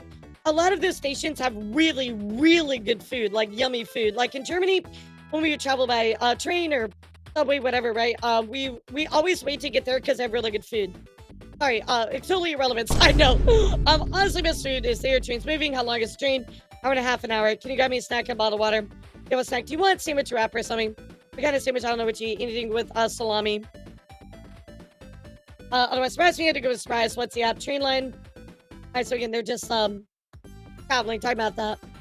Oh my god, they're so good, Alex. Oh my god, the fucking like fresh bread with like the meat and the veggies and like the fucking like spicy sauce. Oh my god, I forget. You know exactly what I'm talking about. Oh my god. Or like when you go to the pastry store, now with the sweet pastries or the pretzels with butter or the pretzels with like the sour cream and chives. Oh my god, I'm gonna fucking come thinking about it. I mean, come to Germany. Oh my god, they're so good though. They're so good, dude. Oh my god, they're so good. Okay, I'm not even lying. I would come for that. They're so good. They're that good, chat. They're that good. Okay, so we can talk about the station. Have we moved yet? I'll be there, so on and so forth. Bro, they're that good. I'm sorry. Alex knows what I'm talking about. Yep, exactly, Alex. Exactly. I'm here at Cambridge North. Meet you in the lobby upstairs, yeah. Okay, on my way back, so embarrassed. It's all good. I've had to music. Where'd you go? Made it underground. I'm glad. Thank you for telling me. Nervous. On the tube, almost at King's Cross. Continue music the day after. So, okay, all right. So they met up with each other. Let me look at the timestamp. Oh, no, that's the same day. Okay, so they met each other here. And then this was like later. Okay. So they met up, right, chat? I think we're good on that. Any questions? Any questions, right? I think it's all pretty straightforward. So that one screenshot though, I wanna hold this up for a little bit because I think this might be important, chat. Dude, I feel so fucking trash. I'm all drugged up to all shit. Let's keep that in mind, chat, as we continue. And let's continue through the document. We're about halfway through. Like I told you, it's not very long. As we continued to talk about this, as we read Radia's document, this is small in coming comparison. to London because it was far from her bubble and was asking me to come out instead. She pivoted and stated that she couldn't come out for the full allotment of days that she had agreed to and was pushing I don't think hard she ever that I come agreed out to to it, get a though. hotel in her hometown and visit You her know, like, instead. I don't think she ever had agreed known to it it. and been in love with her for years, and I thought bubble nerves were the only issue here. Yeah, I mean, maybe I so. didn't expect them to be a real problem. At that stage, I had no reason to realize that her fear of being away from home was as severe as in fact it was. Okay, and it seemed very understanding, you know. It's like, hey, like, you know, I didn't know your mental frame of mind was that bad, you know, so on and so forth, right, chat? I get where they're coming from on it, but at the same time, like, I don't know, it's just like, it feels like she stated her boundaries pretty clear. Like, she couldn't come up for all those days. She wanted to buy a ticket. She couldn't be away all that time. You know, she wanted to be closer to home because of her pet. I don't know. However, I do want to say, like, Aka's very gracious in all of the posts. So, it seems like he wanted to be understanding about it, right? So, anyway, Let's continue here. I was worried and disappointed. I had just I'm traveled not really 20 swaying to hours either from side British right now. Columbia to be with her, and this had been planned and agreed upon for months. But now it was beginning to seem as though she was making excuses, including her animals as Exactly. a reason Lots to of not hang miscommunication out on both with me. sides. After a long text conversation, we called one another and Okay. spoke on the phone at length. She said she was simply anxious about leaving her bubble and traveling by herself. She suggested I might book another hotel close to her home. I expressed reluctance in money needlessly saw. being spent. It was only an hour away. We mutually agreed for her to come out that night, and I traveled to pick her up to allay any fear of her traveling by herself. Okay. She said you appreciated the gesture. You paid for the train ticket for me to travel out to where she was, which we did see, right? Yeah, she purchased that right there. And then them talking about all the train stuff. So this is very we already saw this very kosher, right? But when we met, she seemed like a different person. I attributed this to her anxiety about traveling. She didn't even smile. Not a person I knew before who I had met at the convention or wedding. Just felt like a different reality. So to be fair, she did see she was drugged up and she was probably very nervous. But he was very concerned that he did not seem like the same person, chat. We chatted during the ride back, and I thanked her for coming out. At no point during our travel or in the hotel room did she suggest she was apprehensive about intimacy with me. When we got to the hotel room, she said she wasn't in the right headspace yet. Which she did see now earlier. that the travel was over, she would chill out. She had said that once the travel concluded, her anxiety would calm down, and that once the travel was over she would chill out. We went and got snacks at the store around the corner and returned to the hotel room to watch TV together. I did not press her in any way. We sometimes held hands in the bed together. Okay. I fell asleep as I was exhausted from having traveled for That over makes 24 hours. At some point she woke me up, with her handful of unknown pills, and joked that she had to take these to live. But I did not know what these meds were or why she was taking them, and she did not tell me. So she says, hey, I'm gonna take some pills. He doesn't know what they are, etc. Right? However, I again, like, she did say, dude, I feel so fucking trash. I'm drugged up to all shit. So, like, I mean, she did say she was drugged up already, and then she's taking more stuff. I mean, for me, like, if I read this, I would be like, are you good? Like, you're taking pills? Like, for me, right? I'd be like, hey, like, what are those? Like, are you okay? Etc. Right? But, could be miscommunication. Could just completely be miscommunication here. So, so now they get intimate. Gradually, into the night, we grew closer and more intimate. She didn't betray a sense of being uncomfortable with being intimate. I asked for consent for every sexual act and she gave me consent, 3 separate consents for 3 separate acts.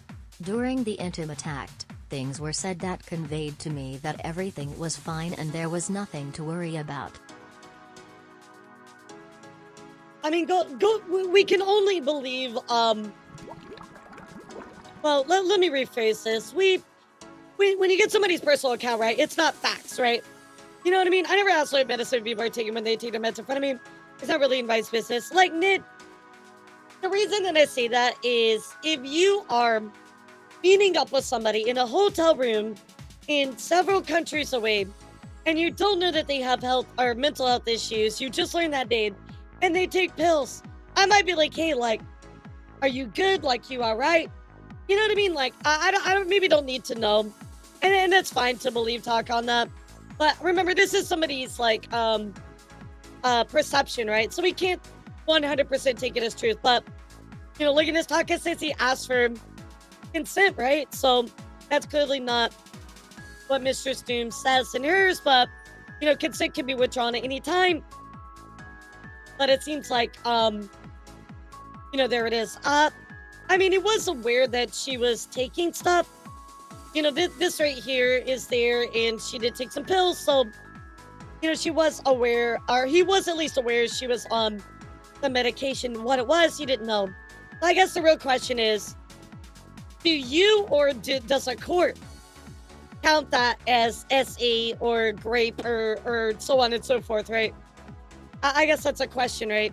And to kind of add to this as well, this goes into UK law. So here is actual UK law on SA. And it all kind of boils down to, I'm going to read my notes here. So in the UK, to commit assault, there needs to be no reasonable belief by the defendant that there was consent. This is an objective test which looks at the different factors at the time. So here's the factors from a prosecutor's guide right here. So if this were to go to trial, right, it will boil down to whether or not a reasonable person in Taka's shoes would reasonably have believed that they had received consent. Again, I'm going to reread this to you, by the way. This is coming from a lawyer chat, so I'm not just spouting random shit at you. This entire thing, if it were to go to trial, would boil down to whether or not a reasonable person in Taka's shoes would reasonably have believed that they had written consent, or not written consent, received consent. Obviously, it's very complicated by the fact that individual claims have different perceptions, and they also were both on drugs. The pills she took were not needed to live, and she knew Taka was sleeping after a long flight and having more than double dose of anxiety pills in him. It seems more like Taka was the SA victim the more closer you look. I think that's a reach, bro. I think that's too much of a reach. Yeah, I'm gonna tell you to reel that back in. That's too much. Yeah, that's too much. Sorry, I lost my thought here. So both the individuals, had some type of prescription drug. Obviously, we're talking. He was on double dosage. She was on something as well. That does complicate things quite a lot, right, chat? It's complicated by the fact the individuals had these drugs, and on their volition, both of them in both of their systems, right? That's a voluntary act. Depending on how badly this affected her at the time, could affect if someone reasonably believed they had consent, right? So it's going to be what's called factual difficulty. A jury's going to have a look at these questions of consent really, really hard and figure out what a reasonable person would have done given all the factual circumstances. Given that Taka isn't alleged to have drugged her or done anything like that, it's probably going to be a lot harder, right? So the thing here with the no reasonable belief by the defendant that there was consent is very, very important. The test of reasonable belief is a subject test with an objective element. That's why dealing with this issue is to ask two questions. Did the suspect genuinely believe the compliant consented? This relates to his or her personal capacity to evaluate consent. Maybe that is more of a question since he was drugged. He was on drugs. If so, did the suspect reasonably believe it? It would be for the jury to decide if his or her beliefs was reasonable. In chat, we can't answer that because we're not Taka. And we're not Mr. Stoom, right? So it has to be answered in a jury. That's not for us to decide, right? But you can look at this and decide what you think, right? But I think it's important to stop here and tell you what is actual UK law. Does that make sense, everybody? Are we all on the same page? Hey, so I have a real question. Both are on drugs and they both have sex. How does one consent working in a situation? I don't know, Legion. That's a great question. Again, I think it boils down to the test of reasonable belief in these two questions. You know what I mean? Anyway, let's continue. During intimate acting, sir said or conveyed to me that everything was fine. There's nothing worried about. So again, he is under the thought process that nothing was wrong and she consented, right? Obviously, she did not feel that way. I fell asleep afterwards. I am not sure when she fell asleep. The following morning she woke me up and said she wanted to go home towards the end of the day and return on a different day because being away from home had been more of a trial than she expected. However, she impressed upon me that she still wanted to go to the British Museum before she left. I told her I appreciated her coming out all the same, and I understood due to how clearly anxious she had been. I didn't pressure her to stay. Yes, it is, Alberto. I'm glad you said that, Ken, because I'm going to be honest. If it was me, like having empathy and putting myself in Taka's shoes, if I was having this relationship with somebody and I suddenly found out they're on medication and stuff like that and they have all these issues, things like that, I would not feel comfortable wanting to, have them, with them, right? Like, I wouldn't want to do that. That's me, though. That's me, though. I agree with your take. That day we went to the British Museum as this was the activity she truly wanted to do and we had talked about the most. She left the British Museum to head home via a train after we checked some stuff out, museum plus day after .pdf. I went my separate direction. She had left her travel suitcase and several other items in the room and, as she told me earlier, she would come back for them later. I know some people use drinks, stuff to calm the nerves or doing the deed, but have you considered going under the influence and not able to give consent? Future soldier, I'm not a lawyer. I can't answer that for you, right? But I do think that there is the question of, was she able to consent or not? And that's kind of where the question comes into play, right? That I showed you the test of reasonable belief. So I don't know. I'm not a lawyer. I can't answer that. And to be honest, unless you're a lawyer, you probably can't. And even then, it's more like your personal interpretation of those questions in the law, right? We can't answer that. So, Made Underground, I'm glad. Thank you for telling me. So her face is very public knowledge, so this isn't like doxing or anything like that. She posts pictures on her stuff anyway. So, Made Underground, I'm glad. Thank you for telling me. Nervous on the 2 members against Cross. Okay, there's picture. Even the train home. Have a good night with your friend. We're getting food. Did you get to the train? I'm playing to the best I can. Yeah, I get to the train. I got 40 minutes out of Cambridge. I'll let you know when I get home. But you can't trust I'm safe. Thanks, babe. Have fun at the museum. Thanks for letting me indulge my morbid side. Really glad we got to check out actual mummies. Yeah, these things are actually hella cool. Truthfully, I feel like the disease through time chunk. You're so god. That's fascinating. I had to climb down 175 steps to get the underground. I wore the wrong shoes. Fuck, I'm glad you're sitting me down. But like, they did the deed and then they went to the museum, right? So looking at his messages, it seems like they were cool with each other, right? Like afterwards. I mean, yes, sometimes you can realize days later that things are problematic. I knew somebody was gonna ask that. That's already why I started spouting Super Vegito, because it doesn't look like an interaction after SA, but she might not have realized it till later, right? So yes, you can't unconsent after the deed was done, but there might have been a play where there might have been a timeline here, and this is what I'm gonna guess happened, where she didn't realize what happened.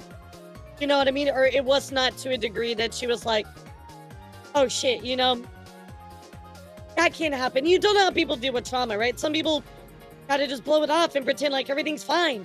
And then later go, oh shit, so we can't really speak to that, right? But looking at this, I would say that it seems like everything was fine. And I think that most everybody here would look at that and be like, yeah, I agree with you. Any contention, chat? You have anything you want to say about that before we continue? Both have already broached the idea of sex before the encounter, and consent was asked during the encounter. Allegedly, Pipsqueak. Allegedly, right? Coming from Taka, not them. Or not, Doom, right? So...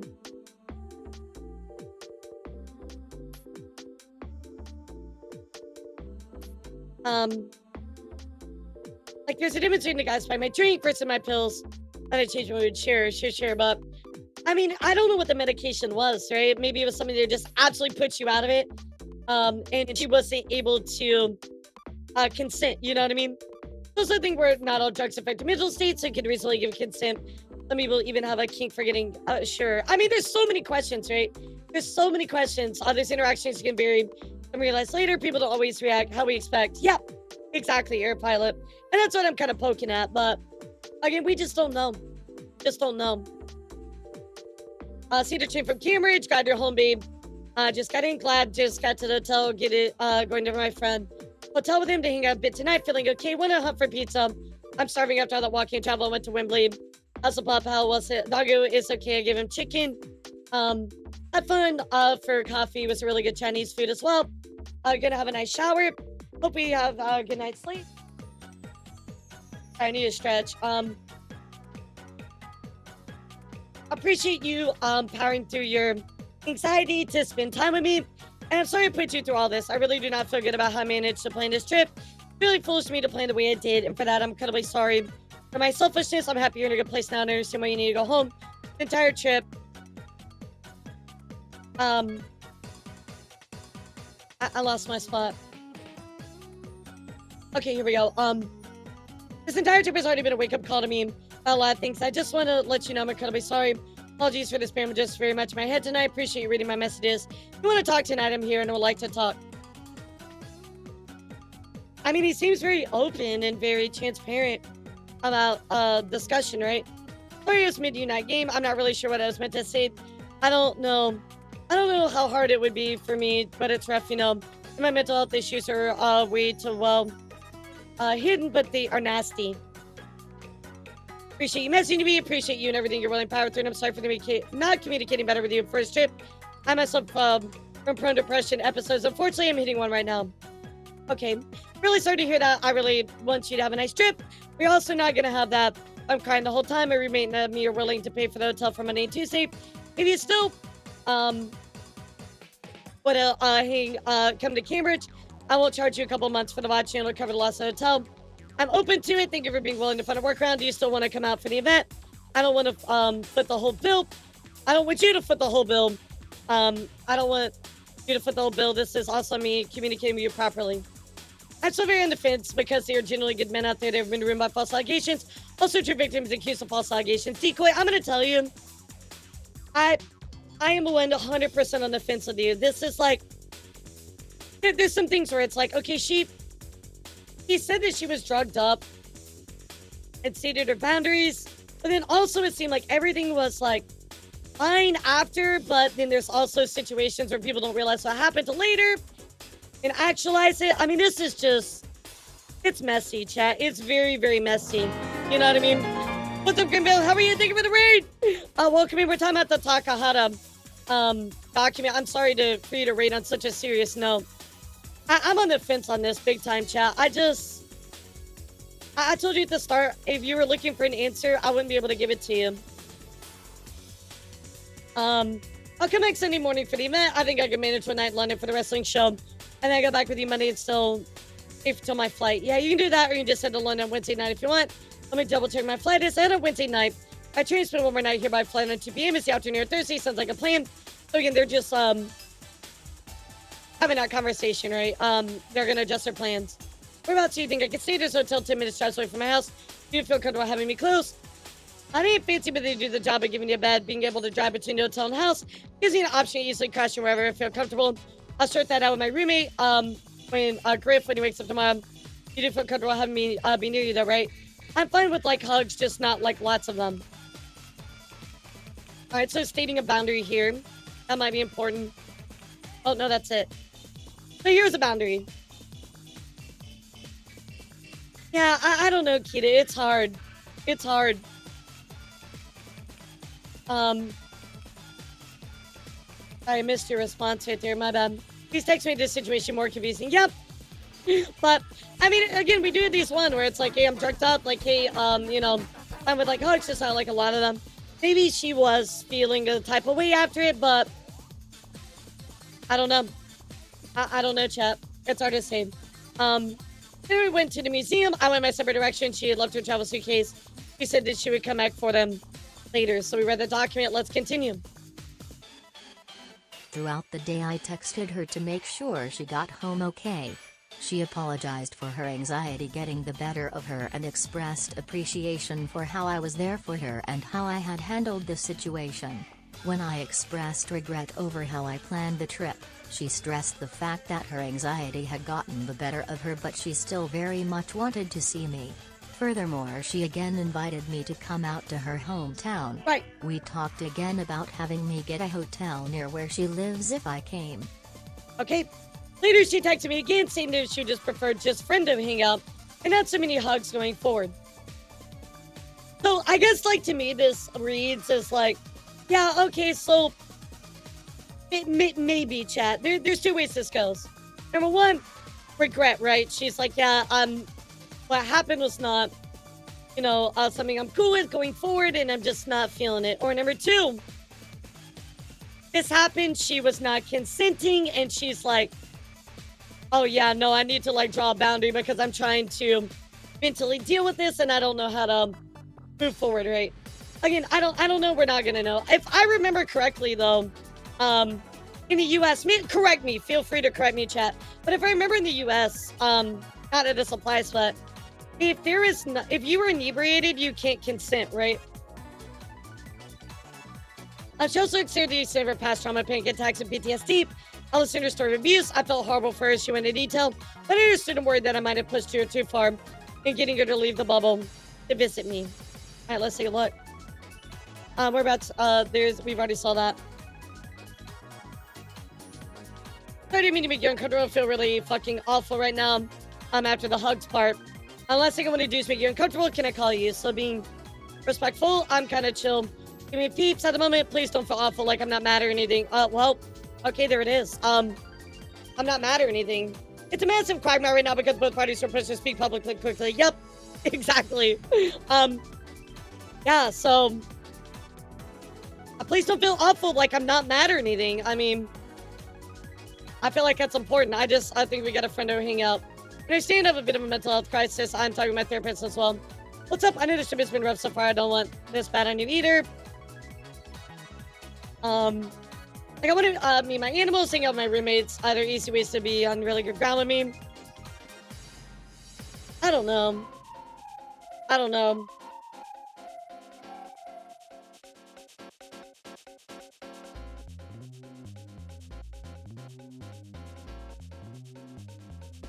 I don't know, man.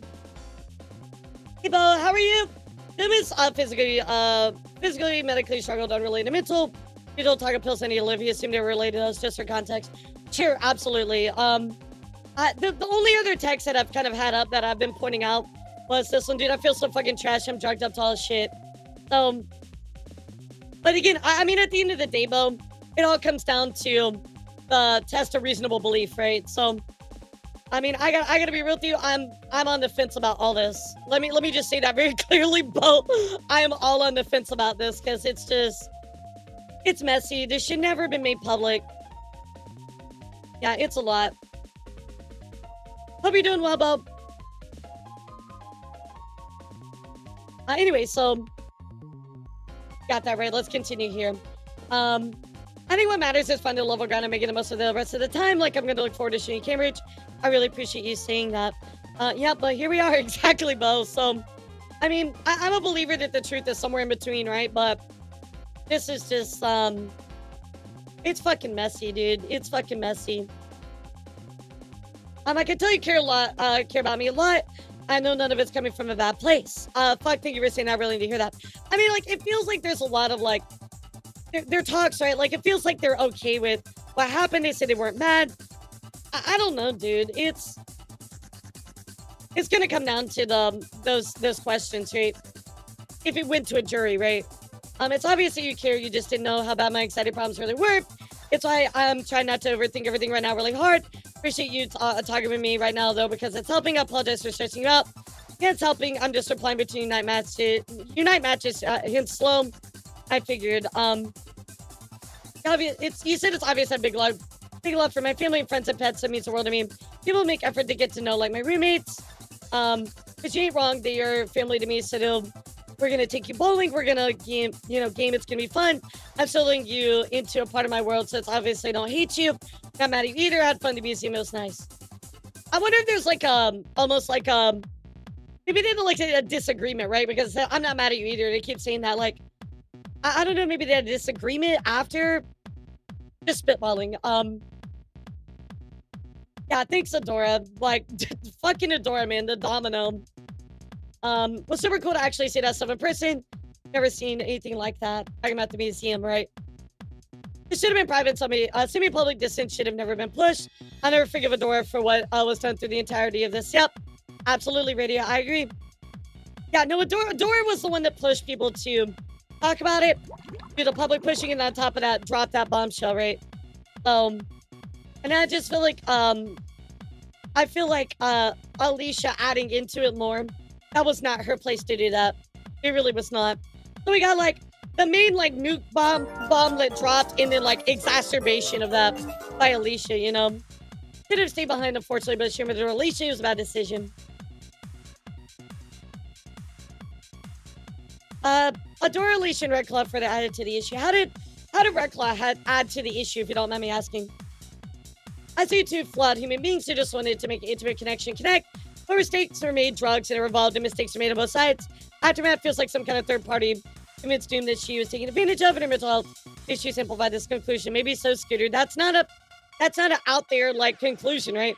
Push my stay a distance to my stream and choose my channel to stay hers as well. Yeah. Alicia made a statement earlier about like basically went into detail about what happened right here.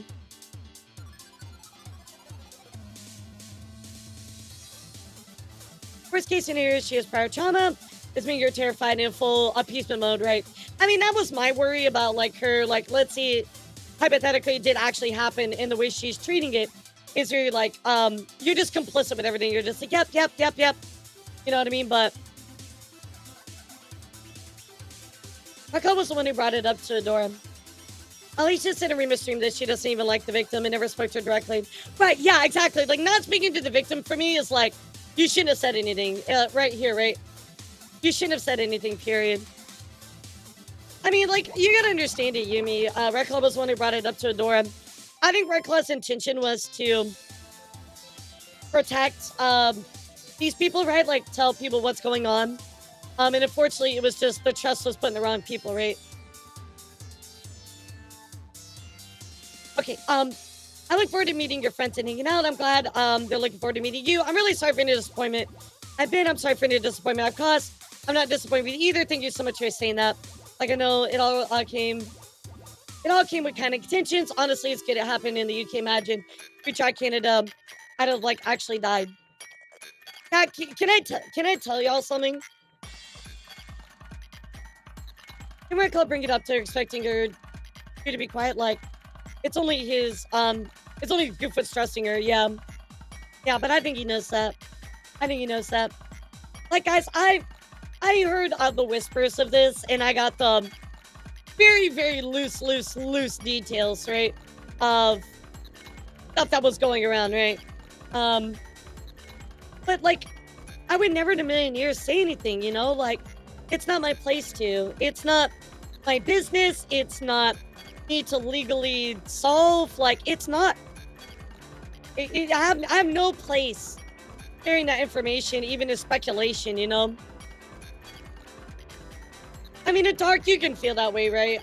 That's your prerogative, right? Yeah, and I don't know, Yumi, if maybe that was the will or the hope of the victim or alleged victim. I don't know that, right? I don't know why that information was told. I can't tell you that. You know what I mean? I can't tell you that. You're quiet for months. We all kept it quiet on purpose. I read included. So that first distance announcements got posted. It was domino effect. Yep, exactly. I just feel like the information was put in the wrong people's hands, and you wouldn't know if these shitty people were that shitty, and then they just dropped it, right? Because anyone who was given this info privately wanted to do was silently distance.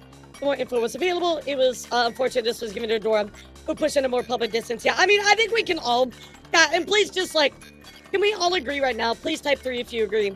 Adora was like one of the main fucking problems in this, because we would not be reading this today without Adora.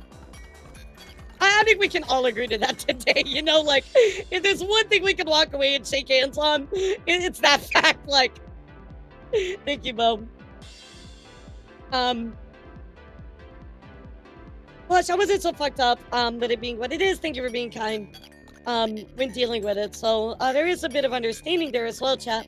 I think it's a part that just, it's gonna be hard for me to let go, but I appreciate you talking to me about it like this. So, like, it seems like they're just having a very candid conversation about everything, but there may be that potential that does not excuse everything because sometimes victims it takes you a long time to actualize what happened and you're in appeasement mode. There is that 1% possibility, right, chat? Just showing how bad my anxiety was. So shocked to you too. As you said, it was like an 18+ hour attack, man. That's so long. So I'm happy you're back home and away from that feeling. I don't want to do anything that brings it back. All right, see you, no name. Doris Tree was like renting tinted, tinted trash into place on the way out. Yep. I'm happy you're back home and away from that feeling. It's incredibly embarrassing to spend an entire night crying at you, but you're very sweet in handling it. You did good. I enjoyed watching reality show and finding the One Piece characters. I mean, like, dude, this reads a lot like, but you were very sweet in handling it. You did good.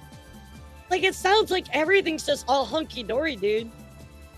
That's kind of what I'm getting from this. But I can't say I wasn't there. Like, you know, it just... I don't know. Maybe, I have a feeling, chap. If I can say this right now, I think that there are more messages that we don't have, and we will probably never actually get them. But I have a feeling there are a lot more messages that are out there that we will never see. There are lots of people who are cruel when I get in states like that. I've been beaten and strangled because of it. Wow, I'm so sorry that happened. Wow, that's horrible. These are all of them unbroken. Okay, got you. Can I be honest with you, Bo? I've been told the opposite. Not to discount you or anything, but I've been told the opposite. So again, the truth is somewhere in between, right? I'm doing my best to be kind, but Adora's generally done so much damage to multiple people in his face. Given her way out, she caused two people to come forward when they were prepared. But one thing that I'll point out here as well, too, chap, that there's like so much contention between multiple parties. You know what I mean? Like, there's like one side saying this and there's another side saying this. So we're gonna see another instance of this where it's like, hey, like, oh, guess what? This is not being there's no investigation, and then they're like, oh, guess what? There's an investigation. So like, what the fuck am I supposed to believe? You know, like, well, where is the truth? It's hard. It's hard. Like, I want to see a updated police report. You know what I mean? Like, I want to see one that has a recent date.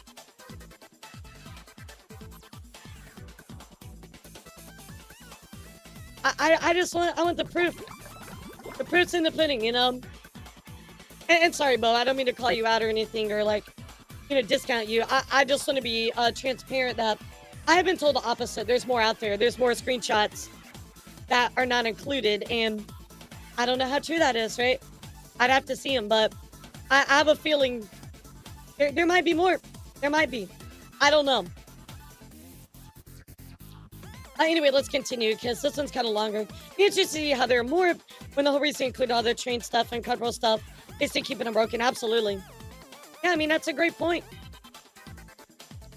Yeah, I mean, Bo, hey, for anybody out there, not even Bo, but just my community in general, bro, guys, you can tell me the sky is blue, and I'm probably gonna fucking doubt you. You're like, I don't believe anything anybody says anymore until I see the proof. I'm sorry, but after Cinder, after Adora, after my own issues, I don't believe anything anybody tells me. You can tell me, like, oh my god, you know, Lara, you know, you're an elf as a VTuber, and I'm like, you know what? No, I'm not. I don't believe you. Let me see it. Like, I don't trust anything anymore.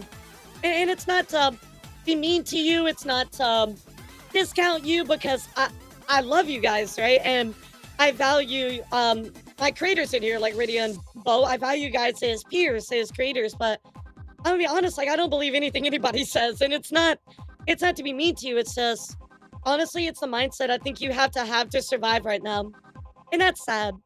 It's really, really sad. It sucks. But if I perpetuate one wrong thing, chat, one wrong thing, I'm cooked. That's it. And I do this as my career. This is my job, chat. I'm not gonna ruin that because somebody tells me, oh, well, guess what? You know, I heard the decoy is actually Spider-Man. I'd be like, oh my God, he's Spider-Man. He's a menace. Kill him. You know what I mean? Like, I can't do that because I might get canceled for that. You have to be very careful. I understand most self-defense mechanism you get for being wounded and betrayed a lot. Yep. I don't want to ruin my career over that. I knew it. He's a menace. Anyway, let's continue because this was longer. I mean, I might kind of paraphrase some of this, but it does seem like they're just talking about, again, like, I should have left the monkey toy for you. I give them a good hug. Just talking about, like, the trauma they dealt with. Talking about the event coming up. A lot better. How are you feeling? Been thinking about what to show you around Cambridge. Bill Tourist Park, I think you'll love. I'm going to take you there and we're going to go to the gift shop and get you an Uber British souvenir. And it's near a big candy store that, like you said, you wanted to see. So they're planning a lot of, you know, wanting to hang out, right? Whenever we get up Monday, yeah, fair might be early afternoon. I'm not a morning person. We all need our 6 hours of sleep, 6 to 8 hours of sleep. But the stuff we're going to do with my roommates is evening stuff. Want to go for a cheeky Nando's with my roommate's rough. I think I can manage it. Well, the Nando's isn't right next to the bowling and stuff, which is where we're dragging our ass to. But they clearly have plans. They're cool. I got you, Tommy, because I'm sorry. I'm sorry it came down to that. I think I would be able to. I'll be honest. I'm still a little bit stressed and everything, but I'm empathetic to your situation and how you feel. Seems like Taco's just, you know, understanding about it, very communicative. Now, I mean, at the beginning, it seems like the rug got pulled out and there was some miscommunication for sure. You know what I mean? Nando's is a restaurant. Oh, wow, Big Lord. You think I don't know about the Nando's who got near with the boiled water? Like, you think I'm really stupid, don't you, Big Lord? Actually, I am stupid. It's okay. But yeah, no, I know Nando's is a restaurant. Anyway, just spending Tuesday with just me. Yeah, I'd say Nando's is like super British, bro. Please no, I don't think hanging out with your roommates is a negative thing. Only plan to Monday to be with my roommates, and Tuesday and Wednesday I was going to do solo stuff with you. Okay, sounds good. I really do appreciate it. I've been trying to plan around both of our comfort levels. I can tell I'm pretty good at looking after peeps when I'm not just constantly crying. I mean, chat, I don't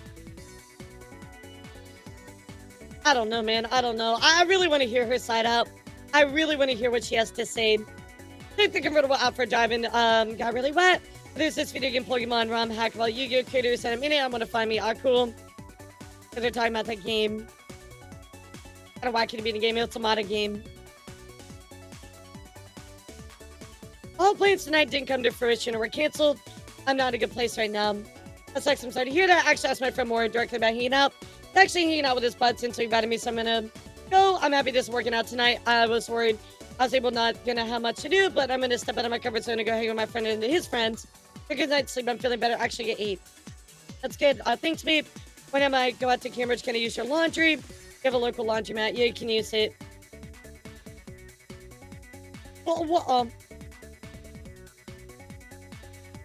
Talking about watching the Barbie movie.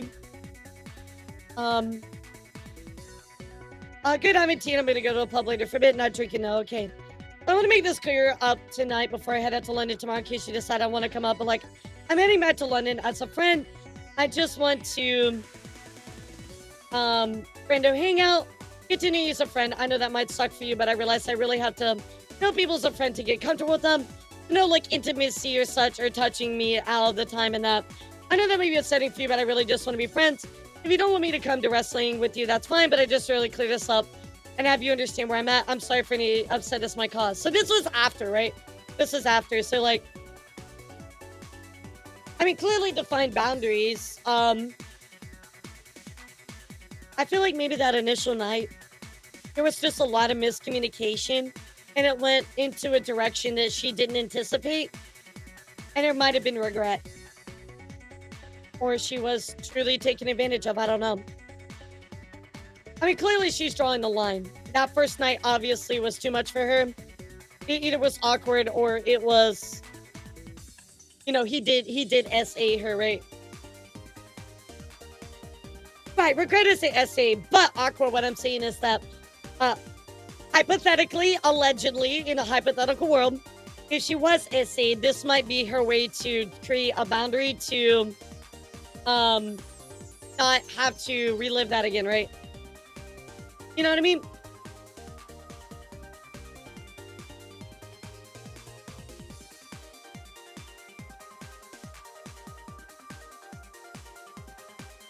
You get what I'm saying, Aqua?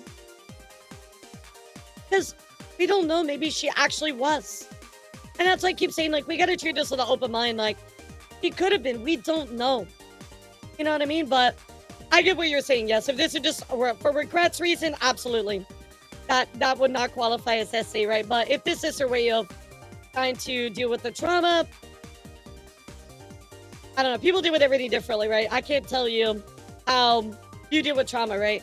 It would seem odd to me if it was me that you would want to hang out with somebody continuously that had done this to you, right? Allegedly. I keep saying allegedly, but guys, I swear somebody's gonna clip me out of context, and I'm like, I don't want to deal with that. I'm trying to really like insist on this because I just don't know. And if people want to get mad at me for that, that's fine. I don't give a fuck.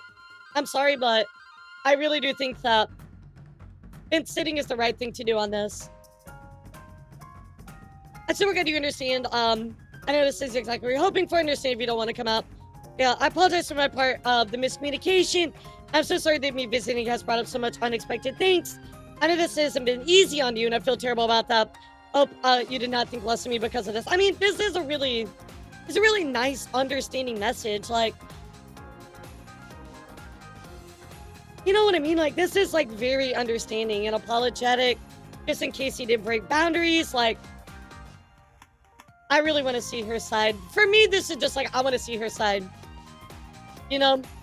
It seems very mature. You're still a good friend, don't worry. I don't hate you or anything. I want to make this not as rough for you. But you know me, I'm not one to bullshit, I'm pretty blunt. Okay, do you still want to come to the wrestling? It's totally fine if not.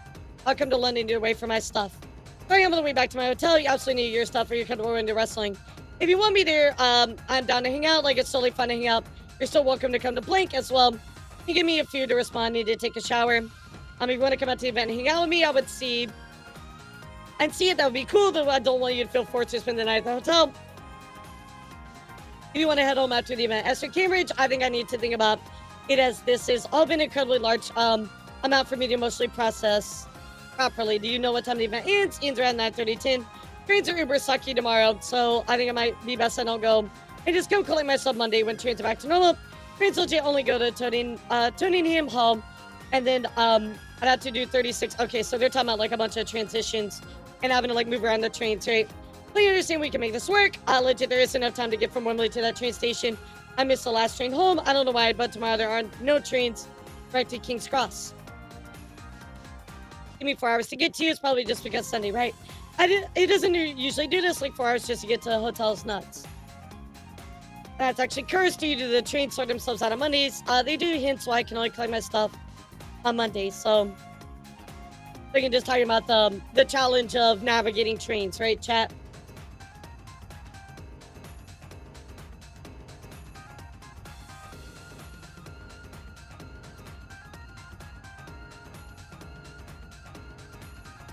Again, just talking about the trains.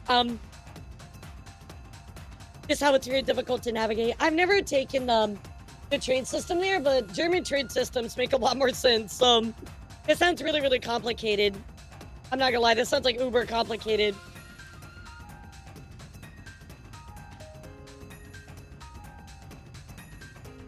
Sorry guys, I'm just kind of paraphrasing this a little bit because I mean, it does show like the whole stream of consciousness, right? It's showing like everything has happened, so I don't, it's not like mega important, right? Talking about Monday the whole time. Oh, I thought we were talking about, so I could, wait, I thought we were talking so I couldn't still come to wrestling. LOL, the trains are non-issue on Monday. I thought we were talking about Monday the whole time. Oh, okay, they're talking about Monday, so I'm super confused. Okay, so what I was trying to sort out was me being able to go on to wrestling with you. And you meant to Cambridge at night since you said you didn't want to head to Cambridge. Okay, so they're trying to figure that out. Forgive me, my assumption was after you said this, you didn't want to come out on Sunday. By tomorrow, I thought you meant today because we started this conversation around 12:30. I understand the confusion. Okay, just a bunch of miscommunication. About where they want to go. She wants to come into the show. So on and so forth, right? Not enough time to get to Wembley for this train station on the trains. Would you be comfortable just attending half the show, leaving early so you can catch the last train? Where would I store my suitcase? Like at that point, I just watch the show, then head back to your hotel, grab my stuff, and order an Uber. It's about what I would pay on your hotels in Cambridge. But I need to sort this out relatively soon because I'd have to get an early train. Get to you with enough time to get ready. Would you feel comfortable doing that? Go me the wrestling show only if you actually want to go to it and hang out. Not much traveling and closeness outside of your home. Especially if you're out and I don't feel comfortable asking now. You come back with me to the hotel and see me out to the Uber, yeah? Alright, there we go. Here we go, chat. There was apparently some kind of message sent, so let's check it out. The next day she sent an unambiguous breakup message, expanding upon her texts from the previous day. This was a shock to me, absolutely, and I was heartbroken to my It was core. organized well. However, I felt as the a Google romantic split was amicable and was hopeful that our long-standing friendship was still strong. Despite being thoroughly devastated, I told her that I understood and respected where she was coming from. She appreciated this and told me she still wanted me to come visit her at her hometown during my trip. I just feel like there was so much miscommunication that one night. So here's the clarification one that we've already looked at. Appreciate you telling me, etc. We've already looked at this. Let me see if there's anything else. So come to Cambridge. I need to take a shower. I think you just kind of put this as like its own thing, but this all looks the same. Okay. Okay. Let's keep going. Unless I already read that, in which case I'm sorry. I might be losing track. Alright, here we go, chat. Then we talked about her coming to the show, and I asked her if she was comfortable still doing so. We went back and forth and she said that she was worried about getting home in time. I had already said that I did not in any way expect her to stay the night, as being away from home would be causing undue stress. I told her I was willing to leave. It's really the show just that early one to night, help chat. her get It's her that train one back night. home. What happened to that one adamant night? the What was their whole time communication? that I did not want her to do anything she wasn't comfortable with, and I did not want her to feel obligated, as her anxiety was now clearly debilitating. The next day in the early afternoon she arrived at the hotel with one of her roommates/carers. Yep. I was happy with this because it helped her anxiety. We decided that she would pack up her stuff and we would leave it with the front desk and she could grab it on the way out later in the evening. Alright, so she did the early afternoon thing. And she arrived at the hotel with one of her roommate/carers, right? So we had another thing to look at, so we'll take a look at that here in just a second. We all went out to the wrestling event, but when we got to the stadium, there was a fair crowd of people and I could tell she was starting to get really, really nervous. So I asked both of them her were if she under like honestly some felt kind of like comfortable medication, going right? to the So that show just at all, makes just it muddy. as I had asked her many times leading up to this. She replied that there were too many people and she needed to go home. I was naturally disappointed but did not take it personally, as her anxiety was clearly overwhelming. So, she left with her friend who would wait nearby till she wanted to head home, so she would have someone to travel with.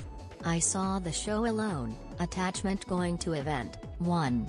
PDF and original attachment leaving wrestling event.pdf. So he's asking if you feel comfortable doing that, coming back to the show, etc., right? Let's see. Yes, I would like to go to the event with you, but I'm worried how uncomfortable you're going to make yourself. We're both coming out and going home, like I genuinely feel worried. We powered through, just text me while I'm in the Uber. I might be hanging out with people at night, but I keep my phone close. I know some people plan to probably hang out tomorrow night, and I did want to go to one of the events. I'd be then okay with leaving halfway through the mid-event to leave early to avoid all the rush crowds. So, just another thing I want to show you guys. This was messages we already looked at, right? So that there's nothing new. Like, you're not even going to leave me at the event. Like, halfway through the event, I wouldn't be leaving the event, leaving you at the event. But at the end of the event, like, I'd stay for the whole event and just get a late Uber back from your hotel. I thought we were talking about you being there for half the event. Apologies, I'm just a bit confused. They're just kind of picking up from there, right? How early is halftime? No, halfway through the main event, like the last 30 minutes of the show. If we leave it a little bit early, we can avoid all the rush of everybody. You sure? Great. Otherwise, it might take us at least an hour to get away from there. Like, there's going to be 50,000 people and we're all leaving at the same time, so there's going to be trying to use transit and everything. Yeah, really smart. Okay, sounds good, but there's game plan this one step at a time. Step one is getting me to London to your hotel. I'm looking at like 11-ish train. I'll text you and keep you posted. We're talking about the time, right? You meet me at Hanger Lane, Underground Station. I really hate walking that subway. I come out there, no problem. Meet you at a little circle with the kiosk, right? Yes. I'll text you when I'm close, signal permitting. I'll set an alarm. Want me to call you when I get to London. Good, that might be for the best. Just because my sleep schedule's so fucked up. Okay, I'll do that. I really do hope you enjoy the event. I understand this is all going to be super stressful for you. So, I mean, he did understand, right? There's clearly understanding. Dude, I'm coming to have a nice time with you. I don't intend for us to have a shit time. Download some good music, so it should be fine. I can be I'm really trying to still give you a good trip. I appreciate you being willing to push the anxiety, but I don't want you to put yourself out. It's okay, I'm willing to do this for you. I just don't care about you. I hope that you maybe feel up to popping by Cambridge for one day, even though it's just us two hanging out. No pressure to my dude. Options always open. It's easy to train right away. So again, just trying to really get each other involved, right? Like, hey, like, I'm glad you're coming out, but you can always come back to me over in Cambridge. So very hunky-dory, right? I'm not gonna hate you or anything like this. It's just been a lot to process away from home. I'm happy to get to enjoy a fun event with my friend. You've never been to wrestling before, and you're about to watch pretty much a super show for WWE. They have WrestleMania, but it seems like this is for their version of WrestleMania. I look forward to it. Did you get better seats, like you mentioned? Talking about their seats. Well, for just him going in, you could have VIP box booth with press and stuff, but it's solo. As long as I know I'm early enough, I can just go home. Wouldn't want you to miss that. It's too cool an opportunity to throw away, my dude. There's a lot in the air right now, and I don't do well with it. Like, you could ask for his tickets back tomorrow because he's already implied he's likely wanting them back so he can know why. I'll know more in the morning. So, be posted. I have to get back to London and get my stuff back anyway, so I had to leave you since you have the opportunity. That's totally fine. Okay. I'm going to be on the train early in my world, so you probably won't be able to tell me till I'm in London, but I ain't going to take away that opportunity for you. So, coming from an understanding place, you know, if it's too much, I'll just leave. You can do your thing, right? Oh, I just want to go to the event. Oh, if he has like one ticket for you, I just got my stuff and did. I already have that tickets for the event I purchased. How you let you miss the opportunity? It's so cool. You'd love that. Like, it's totally fun. Honestly, you'll know early enough. I can just get on their train back. So I think there's like, it's kind of up in the air about the tickets. And he's saying like right now I have no idea, and I'm not counting on us getting those tickets or just being one. I think he might just be coming back with us partners, so we'll be able to get to the event. But I just don't know right now. This got dropped on me tonight, so kind of up in the air about what's with the tickets. I'm sorry, man, dude. I know I haven't been literally any help. You've been overly kind of facilitated, but it does look like him and his partner are coming to town, so your kindness is likely in vain, so to speak. Just keep me posted. Forwarding some messages about it. So, like, he wanted her to come. Seemed like it was up in the air with this person, if they were going to be able to get her tickets. And thus they're trying to figure it out. Like I said, the seats are great in the VIP status. Sounds amazing, but the thought just holding on to a gift after a situation changed like that feels fucking horrible, so I don't want to do that for the guy when he was so kind enough to offer them. Are you sure you want to go? Do you not want me to? I already said I'm coming. That's the way I don't want to take off even half opportunity miss out on taking you to a giant wrestling event. It's such a good opportunity for you, so it's there for you. Please take it. So she's like, look, I know it's up in the air. Like, why don't you just go? I won't come. You know, I don't want you to miss it. Cool, right?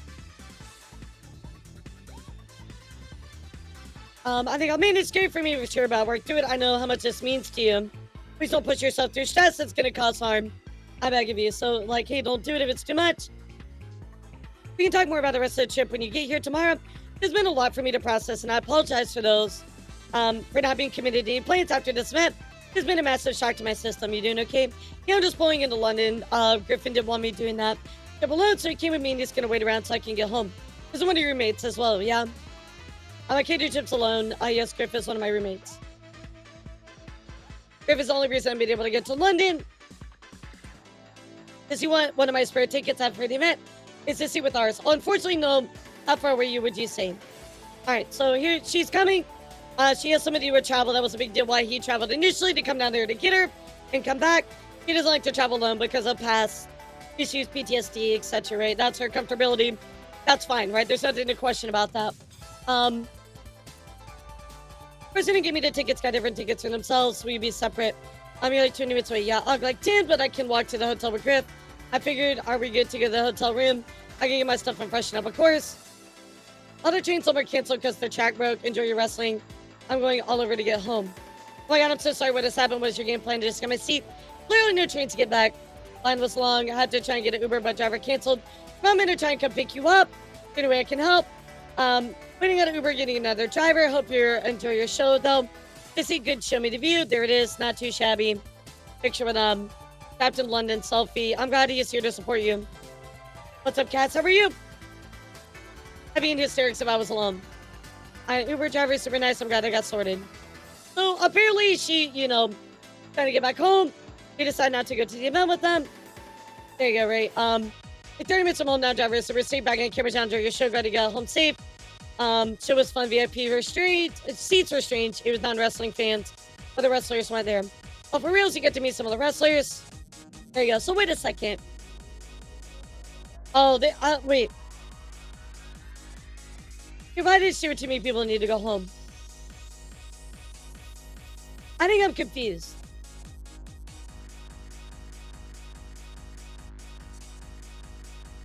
So Taka's talking about his experience. I only literally crashed food and slept for a bit. Stressful day. I didn't get to meet your friend today and it didn't really get the vibe. You enjoyed my company, so hesitant because of that. None of it's because I'm reading into everything that's going on. Okay, hold on. Wait a second. So did she actually show up or not?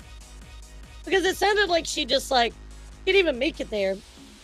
Yeah, it sounded like she was like, oh yeah, I'm coming, and then she never went there. He showed up in the conversation that she was leaving having a person. Got you. Thank you, Bo. Appreciate that. All right, so let's back up, chat, because we need to read this. Yeah, that was,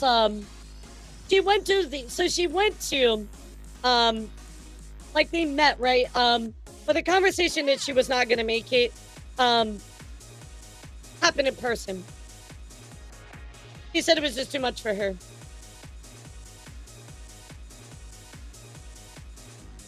Okay, so they're talking about the Uber here. I want a friend needed to go to bed because he was exhausted because he was staying up to 3 a.m. Drinking a lot. One of his friends had me stay at the hotel for a good 45 minutes. Well, the rates were down for the Uber, but then they took forever to get somebody to actually come there. Gotcha. So she went to the hotel. She was coming out. She thought she would go, but she got scared of crowds, and she left. So there you go. That happened in person, right? So it was cool. The VIP seats were neat, etc. Hope your night's going well. Just a nice shower needed. Sounds fun. I got home and crashed, ate food, then slept for a bit. Stressful day. I'm really nervous about the idea of visiting your personal space for a couple reasons. Number one, the sudden change in our relationship has kind of really jolted me pretty heavily, and I'm more than happy to remain friends, obviously, but this kind of hurt. So again, she laid out that message, right? Like, hey, there was a lot of we're gonna sleep together at the start, and then now all of a sudden, we slept together, and then, hey, I just want to be friends. It's too much for me, right? So he's jolted by that. And I think it's a fair response to you, chat. I'm very empathetic to your situation, and for you to feel your best. For me, this really rocked me to my core, and it's really hard to pull back the sadness. Happy you got to meet your friend today, and it didn't really get that vibe. I enjoyed my company, so I'm also hesitant because of that. I don't know if that's because I'm reading into everything that's going on because of everything that's happened or what. Reason why I haven't been straight up said I wanted to come out and visit or confirm that is because I'm really nervous now. I'm away from my bubble and I was willing to do it to come out here for a couple reasons. One of the reasons has fundamentally changed drastically. It's really shaking me. So his intention was to go see WrestleMania, and to see her and build a relationship and see if they were cool and good with each other, right? I don't hold any ill will. Not to, if anything, I feel bad that we had not communicated beforehand about so many things that came up when I got here. I appreciate you trying to go through the event today. I'm happy that you did right by your anxiety and didn't stick around and make things worse for yourself. Griff is just uber antisocial. He's always looks miserable. I totally get you being nervous and such. I'm not going to be mad at you for not coming to sleep. I would love for you to see me more in my comfort zone since I don't want you, your only memory of me, to be just crying or getting excited by dead bodies. I can definitely understand what's going on with me. I mentioned in early messages how our relationship just pivoted. Such a big change for me, and I don't know if you're fully aware how unsettling it's been for me emotionally. Again, I'm not trying to be rude saying it. Very awkward for me to talk about this with you, given everything that's gone down the past couple days. I'm trying to be as understanding as I can. Really sorry it's just been so distressing for you. I didn't intend for that. I know it's why I don't hate you or anything. I'm pretty real though, so I'm not going to just like fake it or lead you on. Because that's just cruel. I can never be that cruel to somebody. I know a lot of stuff guys shaking up with me actually physically coming here, and you're going to be honest about his feelings and respect that. Realize I need like a lot of care and support. That's just a lot for peeps, and it's hard to become a trusted person I feel can look after me. But look at the peeps I have around me. Griff was willing to wait hours on his own just to make sure I could get home. Like I need that support, but like I do. I'm not referring to anything about that or anything. I respect the fact you have people that you hold close and don't hold that against you whatsoever. I don't do one-to-one hangouts because it freaks me out. I have to hang out with that person with friends because friends first to get comfortable. That's something I learned. This trip was pushing and asking me to much of me, and I have to be real about that because it's dangerous to let me get into full panic states. It's dangerous to push well beyond my limits, you know. Yeah, those first messages that she sent does not really portray this message. You know, these are two very different messages and signals being pushed here, you know what I mean? I just feel like I do need to point that out. Yeah, I know I get where Taka's coming from. Yeah, two very different messages. I mean, maybe it just got too real, you know? I just say beforehand is understand and completely respect your feelings. And I'm not challenging you on that at all. I'm sorry, I just feel a bit confused by what you said. Which part is confusing you? I guess the best way of putting it is it's coming across to me that, like, I'm not understanding where you're coming from. When all I want you to know is I do, and I respect it. You get taught a lot in therapy to be good at communicating, and I try to communicate how I'm feeling and where my brain is at. I like people to understand where I'm coming from, so I just try to explain that. I'm really, really sorry this trip didn't go down how you wanted. I do feel awful about that. I'm incredibly empathetic to your situation. I try to push through my anxiety to try and not be a mega letdown. If you want to come to Cambridge, all you got to do is text and let me know the offer is here. I get if not. So I feel like maybe just in the moment, it was too much for her. But to be fair, chat, like, Taka does seem very understanding, you know? That's the sense I get.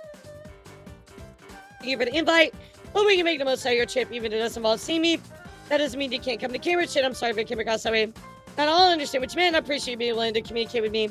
So, through all this, as I know it hasn't been easy for you, I know it's been difficult. I would hate myself if I left you in England. With no communication, nothing that would actually be evil. It would be infallible after all our years knowing each other. It'd be a dick move. I'm not one for dick moves. I'm only uber blunt about fashion. I'm off to be because I'm exhausted. People know you can call me anytime if you need me. So, I mean, very like, almost return to that original relationship, right? If we're talking safe and rest well. If I came out tomorrow, what would you get up to? Like you mentioned, you want to show me some places. So they're talking about actually him coming out to Cambridge, right? You see him tourist places, historic city. What time is the last train usually? So there you go. So throughout all this, EJ had invited me to spend time in her hotel, and she said her and her roommates were only paid for her hotel. Had the events of our night together been as she later claimed, this enthusiasm to meet again would have been a complete contradiction. Which is true, right? Typically, I mean, everybody does facilitate trauma differently, so I do get the point he's poking at. That could potentially be disproven, though, but I do get where he's coming from. So I told her that I would think about it. At this point, I wasn't really sure if I wanted to visit her home, given how much she had already pulled back on our other plans. So there you go, chat. So anyway, let's continue. So, the next day after all in, I asked her to remind me about a plan for me going to her hometown. She said yet again that she would like me to visit, but now since it was past Monday, the plans would need to change. We would not be seeing her friends and animals. Instead she would visit historical sites there with me one-on-one. Attachment going back on home invite.pdf. At this point, heartbroken and depressed, I did not feel comfortable hanging out one-on-one with her. I decided to go home back to British Columbia and cut my trip short. Choice to return to Canada.pdf. It seemed supportive and encouraged me to do what was best for my mental health. So this is where you talked about coming out. I got food reservations. I thought we might just come out and hang out for the day. Was not what you meant. That's right. What you mentioned the other day. That part of coming out would be hanging out, meeting some of your friends and meeting your animals as well. You mentioned meeting your animals many times. You don't gotta meet my animals. The neurologically challenged dog is being really bad. And me and the vets have no clue what to do. Honestly, I think you'd hate my pets. You're a line. I get that. If you come to Cambridge, I'll show you Cambridge, not my house.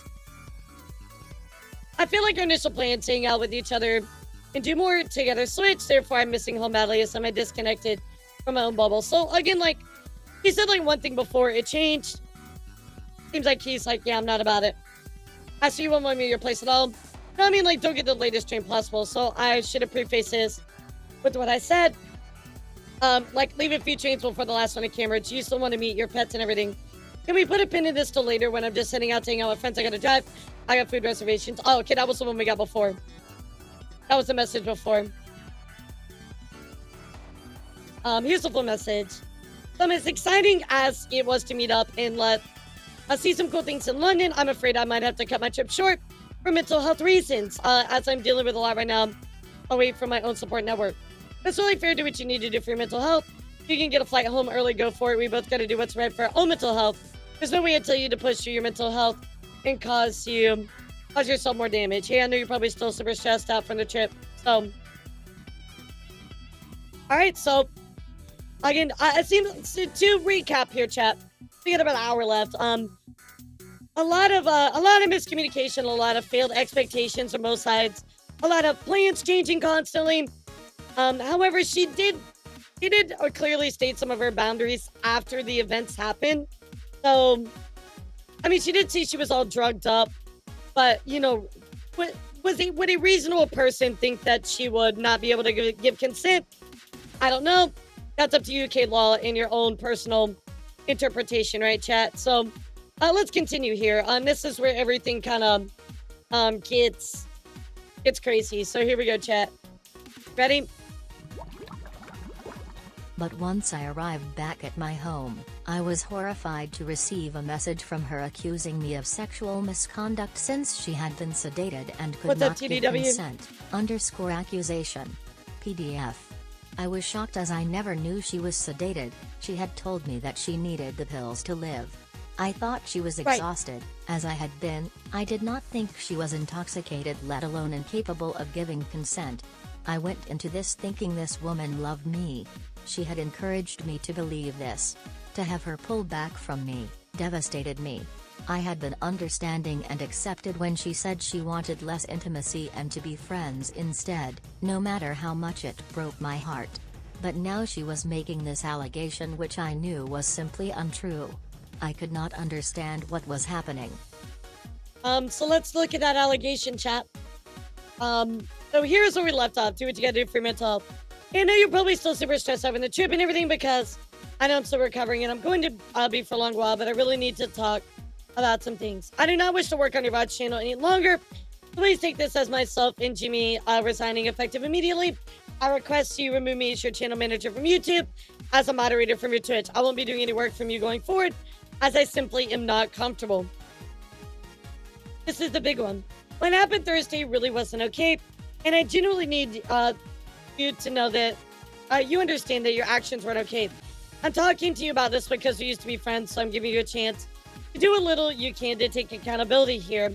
I was not in a good headspace, and you knew that. I was drugged up on sedatives for my panic attack, on a strong sleeping med, and I mentioned multiple times that I wanted to be friends. You told me I hadn't just led you on and I kept making advances the entire night and pushed for sex. What do you think you weren't pushing or not? I was not in a headspace where I could consent properly. You should have never tried anything on me with that day, but you did.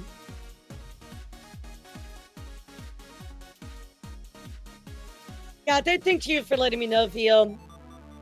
I mean, I will say it seems very much like the energy, the space of this, right? Did not lead up to this. This really does feel like it came out of nowhere, right? But I mean, maybe this is true. I don't want to just flat out just tell you that we need to deny what the alleged victim said. You know what I mean? Because maybe she said she was drugged, right? She was drugged up on sedatives. I mean, to be fair, like, he didn't know the specifics, but also she did say, like, she was drugged up, right? So maybe he should have looked for a little bit more information. I mean, it feels like it's a curve out of left field, right? But again, it all just comes back to this question, chat, right here. The test of reasonable belief. And only you can decide that. It doesn't matter if we had been sexual via text. In person, you should have respected me and my boundaries. I've spoken to my therapist and support groups, and I know it wasn't okay. Believe me, I blamed myself for a while, but I know that's just wrong. So, I mean, there is that thing where she's like, okay, maybe I was blaming myself, trying to make it right. I mean, but did he actually, you know? Right, yeah, so Big Lord, that's the big question, right? Like a reasonable person, do you think they would still want to hang out with somebody after, right? And people just deal with trauma differently. Some people want to try to appease people as much as possible, but then also she was like, not. She was like, well, I want to get out of this situation. Like, I don't know. It seems very up and down, right? It's kind of like, we will red flag. So, but also on the other side of the coin, if somebody told you in a text that they were drugged up, you saw them take medication, and they were like crying and really out of their mind and stuff, I would not be comfortable having any sexual intercourse with anybody, period, chat. I just wouldn't.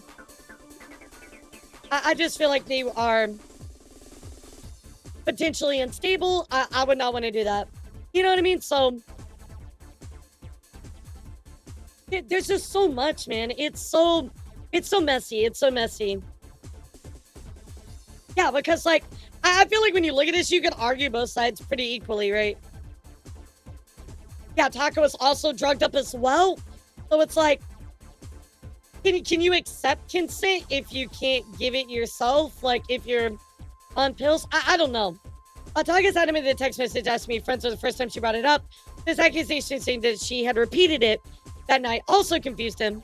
This is just he said thing, obviously, but that is what I was told. Absolutely. Thank you, Bo. I appreciate the context. Completely. I just feel like both sides could technically be explained, but I do think this leans more in favor of Takahada, but I don't want to take away from the victim, right? If anything, chat, here's going to be my official stance on this.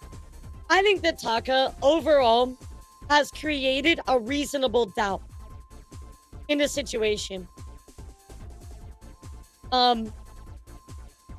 It's messed up, and it's why I can't be a friend right now. I can't leave you thinking that was okay, because I know what you're doing and hurting someone else.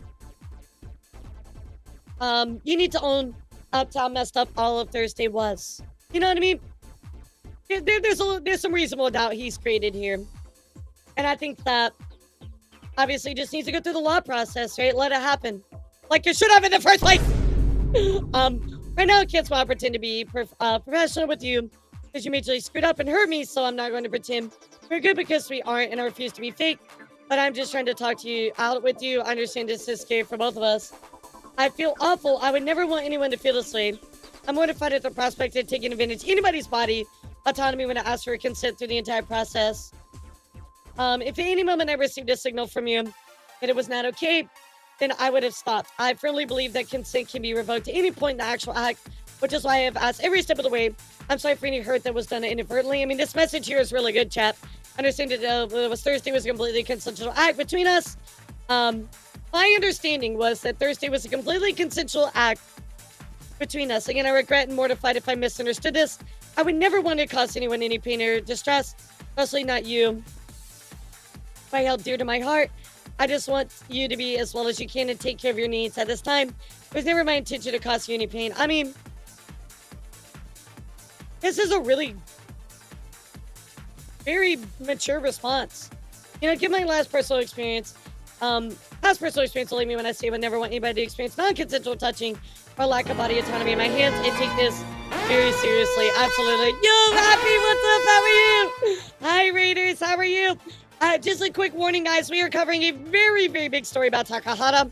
And this does involve SA. So, hope you're doing well, Happy. Good to see you. Welcome in. Guys, I can comment a little bit on this. Talk is absolutely right. He did have a past experience where he was accused of something, and I know how mortified he was about it, and he really shook him to his core, right? So I can at least personally attest to this, that, you know, yeah, he's had a past experience, and I would say in my perception of the way that he acted about it and was dealt with it, it absolutely mortified him, and he took it very to heart because it was something that he felt strongly about, you know? I can at least add to that, you know? It's a testament to content creator that's been around as long as someone's able to ride that one through. How was your stream, Happy? What'd you do today, cutie? I believe talking in this case, it makes me feel icky, but also feel like it feels like an issue. So am I trying to take consent away? Like after fact, maybe I'm wrong. That's what it feels to me. I mean, Journey, I can't tell you how you feel is wrong right now. I just have to tell you that it's so messy. I don't know how to feel about it. And I'm going to admit that to you guys. I don't know. I don't know how to feel about this yet. Did you read and actually take in what I said to you in the previous message? I'm telling you this hurt me. It wasn't okay. There's no ifs, Andy. You have hurt me. You claim you deeply care for me, yet you have played my mental health issues to a dangerous degree, pressured and took me away from all my safety network, and made advances all while I was in a drugged up state and nowhere to go. I mean, I don't want to say that took me away from my safety network. He was very, very understanding and kind. I think that's too strong of a line, girly. Yeah, that's untrue. He was very understanding and very like, hey, like, you know, I'm disappointed, but yeah, I think he was very understanding. That's a reach. I mean, Chad, you know I'm gonna call it like I see it, right? You know I'll be fair about it. I don't think it was ever adequately communicated. She was as bad off as she was. Yeah, like, oh, you mean like her issues? Yes, that is correct. None of that is okay, and it's concerning. If you think it was, it's me. I made it clear to you I was in a mental health crisis, and you still push. I don't think so. I disagree with that. I made it clear here it was not, and it's not okay, and if you can accept that, then there's no conversation we had here. I felt like he was understanding. You know what I mean? I felt like he was very understanding and like, you know, hey, if it's not good enough, this and that. Also, like, looking at his actions, right? He didn't really know the full story, so, you know, there's a lot dumped on him at once, but he was drugged. That is true. Being it clear, I don't get why you think a crying, panic, drugged up girl would ask if you would be mad if they just wanted to be friends, wanted sexual advances and sex. I mean, that's true, right? My, like, wee-woo, it's like if somebody's, like, crying and fucked up and stuff like that, like, why would I want to have sex with them, you know? Like, if you're going through a personal crisis, the last thing on my mind is sex, or having an intercourse with you. You know what I mean? But I don't know. I wasn't there. I don't know the extent of how bad it was. He was accused of SA. I'm even more mad. What do you think? It's a panic mental health crisis trying to person in a state of mind. I'm even more baffled. Do you think a panic mental health crisis trying to person is in a state of mind where they can make informed consent? I mean, that is fair. That's a good point, right? Was she able to make consent? Even worse here is all I'm asking for you is actual apology for putting me through all that you did. I mean, I disagree that he, like, pulled her out of her comfort zone and pressured her because he was very understanding, but Also, at the same time, like, maybe she could make informed consent. I don't know the extent, right? I don't know. None of us are gonna know. I'm so fucking sorry. I want you to genuinely know I'm fucking mortified and horrified and genuinely feel terrible about visiting. I hope you believe me when I say I thought your anxiety reaction, everything on Thursday was being away from me, or being away from home, away from your bubble and support networks. And that was my mistake. And I'm so, fucking sorry. I would have never even remotely pushed us in that direction or would have asked you to come out and visit me if I had thought otherwise. I mean, this is a good response. It really is. Like, he's like, I'm sorry, like, I didn't know it was going that direction. I mean, I feel like, hung out, please believe me when I say this. I did not pick up on just wanting to be friends. This is my fault. And I'm sorry. I profoundly apologize for not using better judgment in interpreting everything. Had I known the extent of the state of your condition, I would not have asked you to come out. And that's true. Yeah, and the more I read this response, the more I'm like, this is a mature and caring response. He clearly cares about her, you know? He clearly cares about her. I think there's like a question, right? Like, and this is why Alicia broke it off with him initially, right? The morality of, if you know somebody's drugged up and stuff, why would you want to sleep with them, right? But at the end of the day, do we know how bad it was? Do you trust Taka's judgment? That's the question. I interpreted the situation completely wrong and hurt you in the process. I'm so fucking sorry and I feel awful. Out of respect to your relationship over the years, from the bottom of my heart, I'm sincerely sorry. I mean, he's clearly very sorry and laid it out, you know, chat?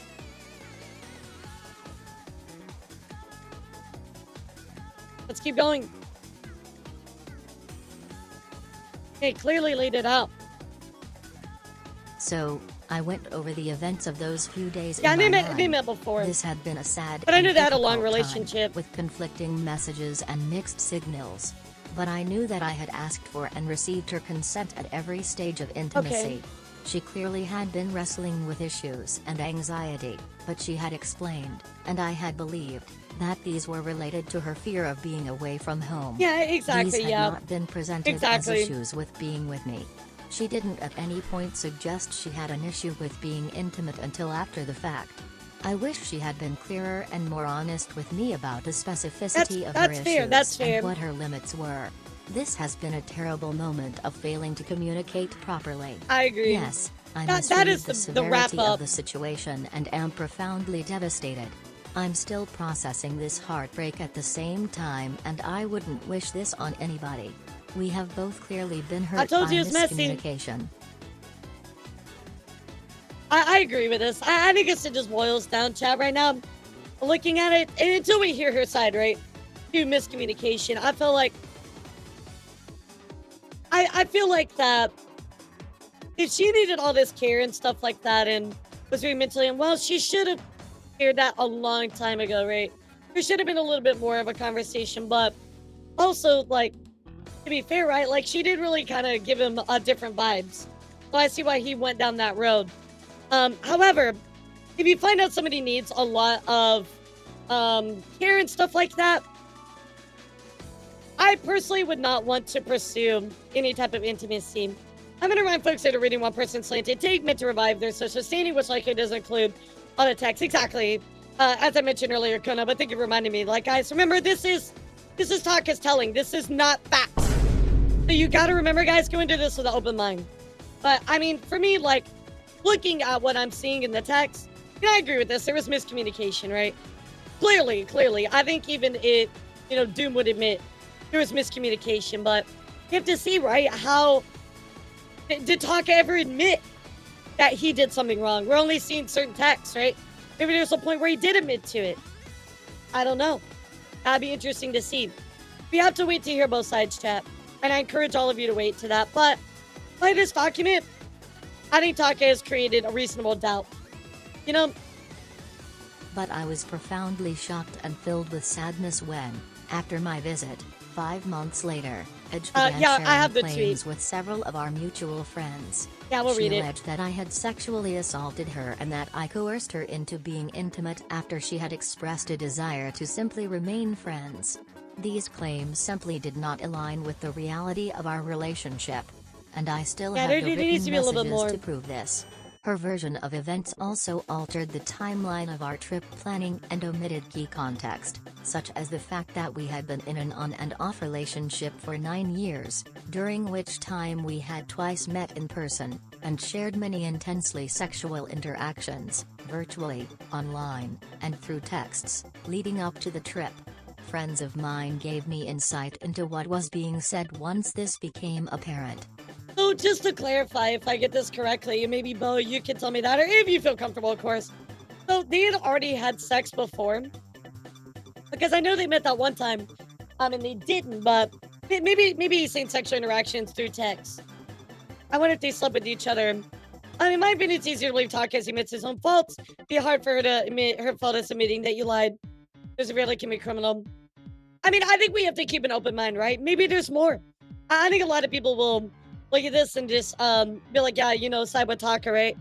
But I feel like in a situation you have to be willing to hear out the victim, alleged victim, right? Like, I think you have to hear it out, at least, right, chat? And I always encourage you guys to look at the full picture before you make a call. Fortunately, I have friends that have known me for many years, and their question accuracy was being told their permission. I'm sharing some of the messages in Discord exchange they send me, which reflect their perspectives and support. Now provide a fuller picture of the situation. Guys, we're gonna come back to this because I have some things that I want to show you guys. And if we have some more time, we'll dig into these. So, a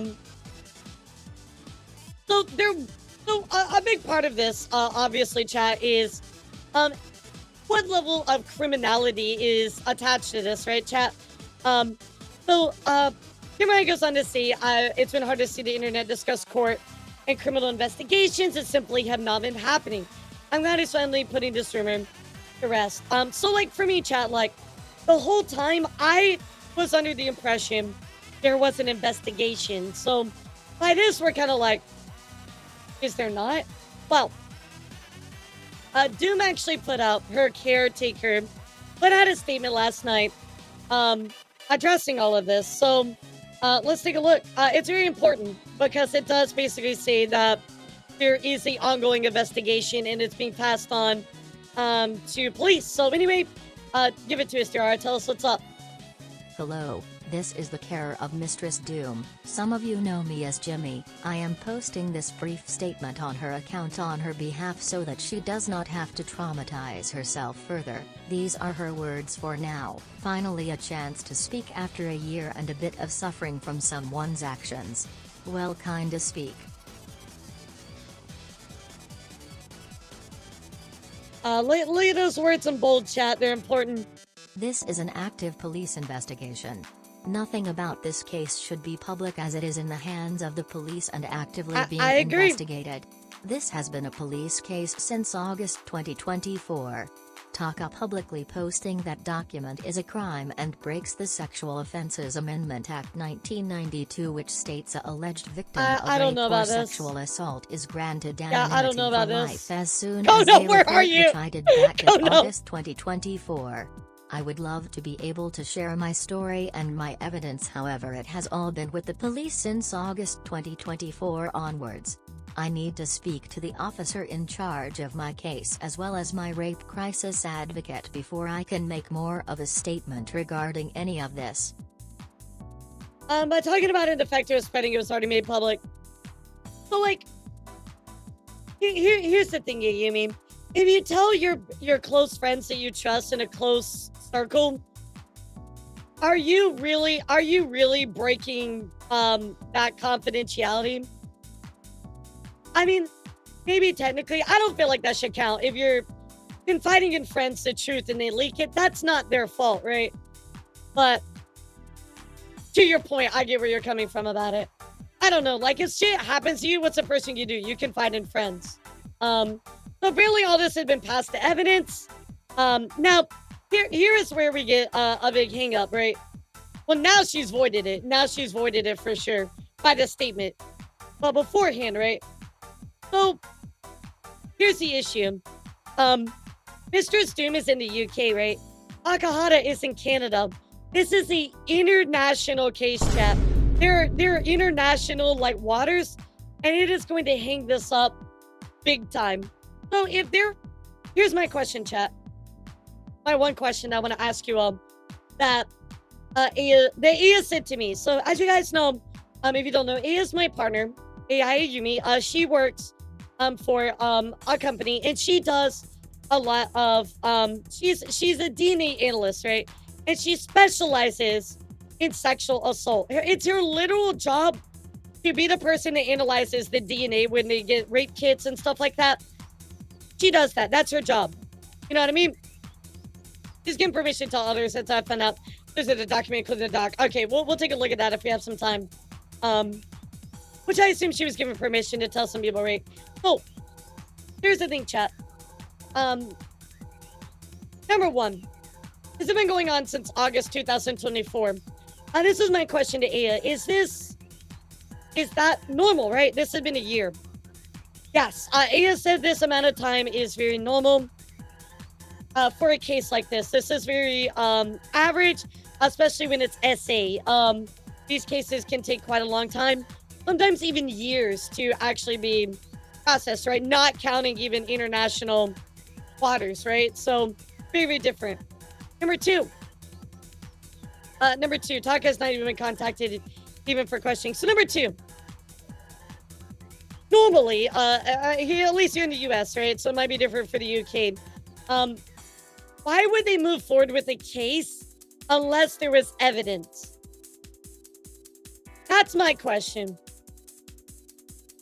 So, like, we hear there's no investigation, but then we hear, oh, there is an investigation. So, like, if there wasn't evidence, they wouldn't move forward with an investigation. Here, at least here in the US, when it comes to SA, according to what Aya said to me, they would not do that unless there was proof. So, like, I'm just really fucking confused on this part, chat. You know what I mean? Like, is there proof? Is there investigation? Is there not investigation? Like, what the fuck is going on? Did they reach out to Taka? They trying to get a statement from him? You know, what is going on? You know what I mean? Like, Bo says he hasn't been contacted. Has he? I don't know. Like, it's just like, bro, there's too many what ifs. There's too many what ifs right now. Let's continue. And this is why, like, even though I read Taka's document, I'm just like, so if this is a case, like, they're not going to move forward with the case unless there's evidence, right? Like, isn't that the way it works? Like, maybe I'm wrong in that too. I don't know. And this is why I'm so confused about it, chat. And, like, why would his lawyers, yeah, like, I know he mentioned his lawyers, but, like, most lawyers, like, would they be okay with you releasing a document like that? Like, no, I don't know. Yeah, like, why would his lawyers allow him to post that document? Exactly. There's just, like, there's so many questions that don't have answers, and I'm just like, this is why I want to put myself on the fence, because I don't know. Maybe this is all false. Maybe this is all a lie. We don't know. I know this is the court of public opinion and you want evidence, but what Taka did is a crime and is being handled by the police. Twitter has also been made aware that's what that it should this have been post is a crime. left as, you know. Unfortunately, it was around midnight he did this, so neither the police officers involved in the investigation or the advocate are awake, so I have to wait till morning to be able to speak with them and clear what I can publicly share.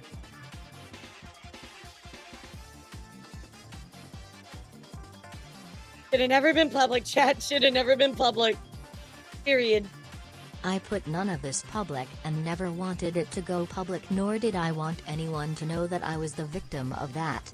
I know I mean, can't that's fair. give the evidence right you this are, second, but no, the police like, actually have had the victim, phone absolutely. logs and his lawyer letters since the end of January/February 2025, and as of literally today, 9th September, when I spoke with them, they were still actively pursuing this investigation. I have given no one permission to share this story, and most of the people claiming they have heard my side and spoken to me are lying. I have proof of everything I claim. It is just tied to a police case, which I will provide proof of as soon as the officers in charge of the case and my advocate that would be awake, very but welcome. no, I wouldn't have a police officer in charge and a rape crisis advocate for nothing. That would be very welcome. Let me see if he posted anything else, because I mean, it's been a few hours since I started. Yeah, nothing yet. I don't know. She made info leak into public. That's not true. Yeah, she didn't leak that information herself. You know. To be fair, she didn't leak that herself. Yeah, that's not really on her. Once again, this is a police case. None of this should be shown publicly, and outing my name is a crime. I agree. Please allow me the space to speak with the police and the advocate, and know that having a trauma that has almost killed you outed against her will is a trauma I will never forget. I am a real person with feelings who has suffered for over a year with this. If I must make this clear publicly, then let this be my word to listen to, as a victim in this investigation. And let's take a look here at this last line. I do not currently consent for anyone to speak on my behalf other than my carer at this moment. The only consent previously given in the past was to only state there was an ongoing police matter and nothing further. Any posts that targeted the situation publicly were done against my will. If you made a post on my behalf, you did not have my consent. Oh, I mean, there it is. Like, you did not have my consent. Also didn't ask people to stop leaking it when it happened. I mean, Bo, to be fair, let's say that she did ask, like, hypothetically, right? It's only she could stop them. They could just still do it anyway. I mean, she could have gone to a door 1,000 times, got on her knees, and been like, don't talk about this. And her door could have been like, well, fuck you, and do it anyway, you know? So, like, once the information is given away, you don't really have that control anymore. You can ask, but people are still gonna do what they're gonna do, you know? Like, you can't stop them. Yo, what's up, Sean? How are you? Yeah, Dora did this without her consent, which I think was made very, very clear throughout the whole thing. So, hope you're doing well, Sean. My name is Elara, Happy Metal. Today we are discussing the Takahada document right now. So anyway, let's continue. Thank you so much for the raid, Kitty. Kind of a serious topic here. So anyway,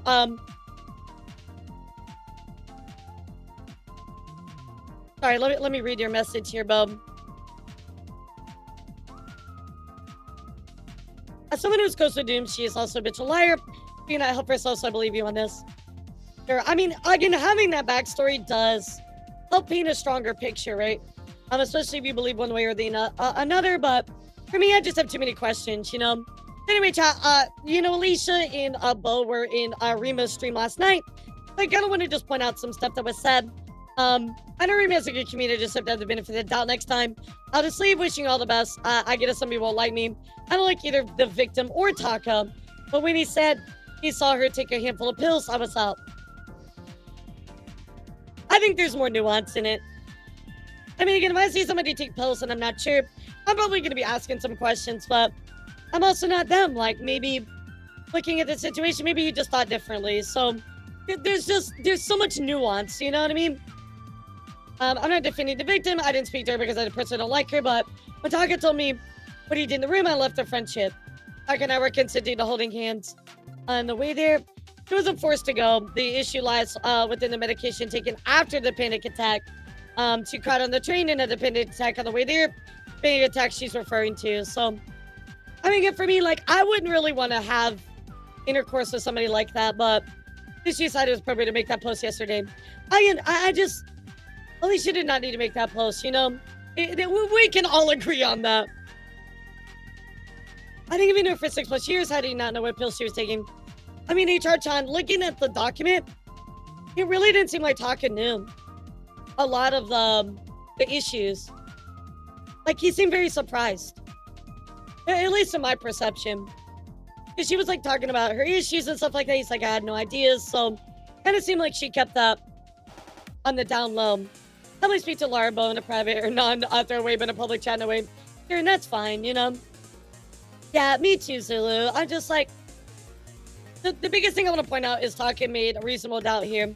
Of course, Bo goes on to say, yeah, it's okay. Sorry, one more time. It's Bo Sheep. Mother just dropped Doom off at the station. She did not hand her off in trust. From my understanding, your mom just dropped out of the station. That was it. In Canada and the UK, we run on the Crown system. Crown makes a decision to press charges, not the individual. So when you make a complaint, the Crown decides whether or not to take steps. Okay. Alicia said that she had permission several times. She is throwing Alicia under the bus here. She did not out her legal name or use the name or initials. Notifying the accused is a pretty immediate step. I agree with you there. He is not claiming there is none. Just send the year and asking a person has contacted him to even question him. Okay, so I have a question. Has Taka been reached out to or not? Because there wouldn't be an investigation, right? Like ongoing, without them wanting to reach out to him. So is this 100% true? I mean, going off what you know, Bo, you say this isn't true, so you know, I believe you, right? Like, I think you're a trustworthy person. I don't know. He'd also not give her full legal name. It is also a law from 1992 about media, print, news, broadcasts. Okay, that's what you were saying about that law. It has to be friends after the fact as per the screenshots. Yep. Alicia, how about you let the receipts speak for themselves? You know, the ones you hadn't read. Dang, got them. They hung out in person or 2 different cases prior to this. To an incident, which is important to remember. She posts pictures of herself all the time. Yeah, so you can't be like, oh, she was doxxed, right? Like, she posts pictures of herself all the time. Heck, all these text messages aren't broken for a reason, not to give TMI, but to be transparent. There you go. Let's see what else. I had a couple more that Bo had put. Canon UK run under Crown system. Crown decides to press charges. One complaint is made, not the individual. I think that's kind of important, right? Alicia's retelling is skewed to look extremely nefarious. I mean, like, you gotta remember too, is like Alicia, I mean, even me, chat, I only have a skewed version of it, right? Because I only have the things I'm told in Takahada's document in the victim's word, right? I don't have the full story, and neither do you. We all have a skewed version of what's going on, right? So, like, can we really accept anything as, like, the truth and fact? Sure, we can, like, surmise and maybe lean one way or the other, but, like, bro, we don't know. We don't know. We have to admit that fact that we don't know. I think that's so important. It's so important. Bo goes on to say, like, over the last several months have been extremely hard. Being with a few people openly in your friend's corner when they're accused of something serious is untestable. Taka's documents he was initially approached. I did not immediately question the accuser. We're going to look at that here in a second. I encourage that things be handled legally. As there's some sort of receipts to show basis to that story I was told over call. I went on how things were playing out didn't feel right. I approached Taka despite the accuser's wishes. And the little receipts I had been given did not paint the picture accurately. The story is delivered in a way that positioned his guilt as undeniable. Key info omitted, which based on the uncut receipts you now have all seen, was clearly not the case. The way this information has been handled by third parties has been deplorable. Taka repeatedly attempted to let things go without naming anyone or going into intimate specifics. These third parties kept pushing until he had no other choice but to show all he had in defense. Between I others were approach was unfair. I was being told things without real proof, with the obvious exception that would cut him off. I was told it was my choice, but I felt pressure by the fact I could be painted as an apologist if I didn't, which I think any of us that were given this information earlier, you know, it's kind of like you have a guilt, right? Like, it's like, you have to hold on to it. You don't want to be painted as an apologist as well. So that's why I'm just like, bro, I need the full fucking story before I decide on anything, you know? I feel guilty. I'm like, I was doing something wrong when I approached my friend of over 4 years just to get a side of the story. Honestly, I was scared. However, I couldn't stand by and not give him the chance to defend himself. As I said before, I lost friends over this. I've let people pull away from me without explanation. I too became isolated. Is impacted by interactions and comfort in the job, in his job immensely because the original dating version of events. Right so far. Oh, now that I can begin to finally move on from this experience. As a victim of SA myself, I'm so sorry, Bo. Who have gone through the legal process to have one of the attackers successfully convicted in court. It's been particularly upsetting. I mean, again, I've laid out these questions to you, chat, and I'll lay them out one more time for you. So, number one, chat. This test here, the reasonable belief is a subject test with the objective element. This is the best way of dealing with the issue, and there's 2 questions, chat, what I want you to keep in mind. Did the suspect genuinely believe the compliant consented? This relates to his or her personal capacity to evaluate consent, and if so, did the suspect reasonably believe it? It'll be for the jury to decide if his or her belief was reasonable. If there was a court case or an ongoing investigation, would there not be evidence, right? You know, Taka stated he reached out with the legal team early on. I mean, that may not really mean much, chat. It could be a gag order. Maybe it's something the victim's law firm said not to respond to. Is that an issue? I would like to see more messages. Is there more to the story? Are there more screenshots? She says she has, this information here with, actual like court case, a picture of it. I would like to see that. The police case. I want to see a little bit more, right? Did legal advice for Takahada to post his document? I think that's a little odd. If he did, I would imagine they would tell him not to do that, but again, I'm not a lawyer, so I don't know. It would be surprising to me if they told Taka that was okay to post. I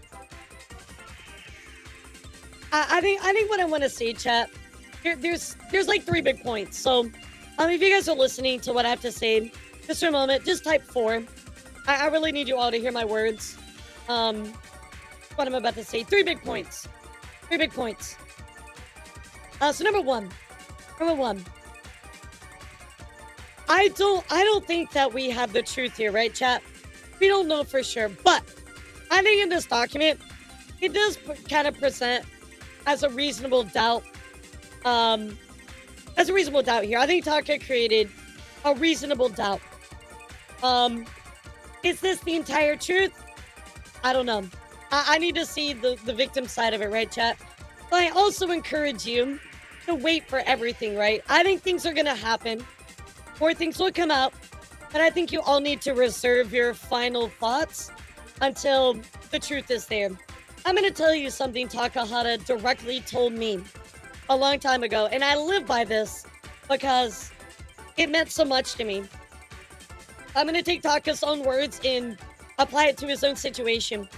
Taka told me a long time ago when I started covering news. He said, Elara, I appreciate what you do. I really, I like what you do. And I think what you do is great and I respect you. And one thing that you always have to do when stories break is wait for all of the sides. Wait for the full story before you decide what's going on. Now already I was doing that, but I think about that all the time as a reminder to myself. When I'm not sure, I always remember what Taka told me with that. To remember that there's both sides and to wait for everything before you decide. So even like if I jump to a conclusion, right? Because we're all biased, I still try to remember his words. So I'm going to take his words and apply it to his own situation here. We need the full story. We need to wait. But here is really what I want to say to you guys today. This should never have been made public, chat. This isn't just fucking petty drama. This isn't, I don't like you. I don't like your VTuber model. Oh, you copy me. This is an allegedly ongoing investigation with police, with lawyers, with real life consequences involved. This isn't just you're canceled. Guys, this is allegedly an investigation with real consequences of alleged sexual assault, of alleged gaslighting and abuse and drug use and horrible things, right, chat? This is a real problem. And it should have never touched a public sphere. Ever. I think right now, whatever you decide though, chat, cannot be the full story. It's impossible. You can't decide because we don't have the full story, right? But stirring rumors around does not help. And I'm going to call you guys out on that. If I see any of you fucking do that on Twitter, I will call your ass out. I will tell you, do not stir rumors. Do not stir rumors right now, chat, because although, yes, it might lean one way in your mind, we don't know yet. You need to wait for the full story to come out before we decide. And like I told you at the start of stream, chat, I cannot, in good faith, tell you what I think is right or wrong right now. I don't think I can. I really don't. But stirring rumors is not going to help. I truly and honestly think right now, if you want to focus on something, if there's something that you want to focus on right now, focus on the people that leaked the information and ask why they thought that was okay. That's what you need to focus on right now.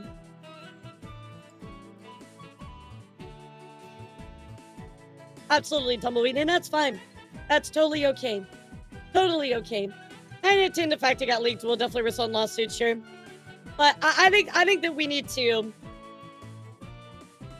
look at the morality of the people that leak this information to get us to this point, because that's wrong.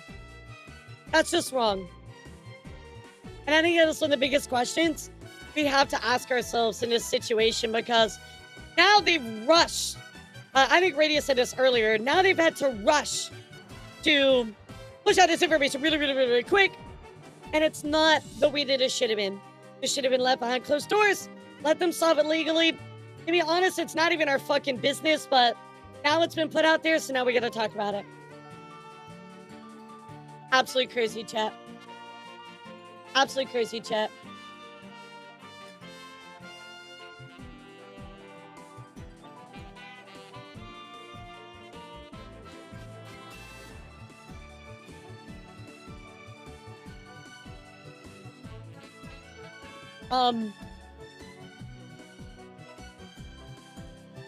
Yeah, that was,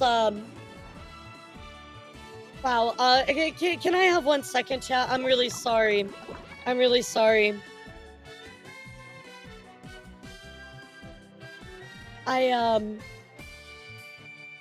trying to figure out how to word this properly. So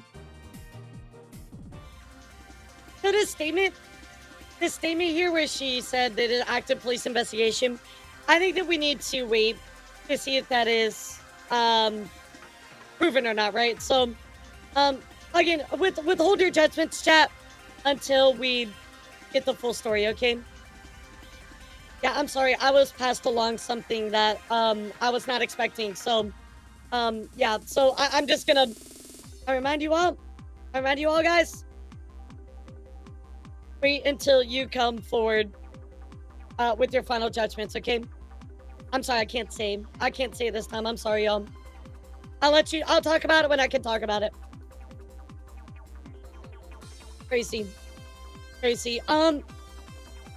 me see here. I don't think we're gonna have time to look through this part with context. So guys, I really do encourage you to go take a look at this document here. Yeah, don't worry about it, guys. I'll let you know. I'll let you know when it's time. It's probably something that'll be out there anyway eventually. So and we'll talk about it. But guys, I encourage you to go check this out. Even though I personally read it, you know, Bo is just trying to help talk about her perceptions and thoughts about everything. This is back in January as well, some of these messages. So certainly go check it out. And I think that would be the very best thing for everybody to do in this situation. So, holy shit. So for me, Elara, when I was approached, he was flat out misled about the timeline. I was told he didn't even know he was coming to London, that he surprised her.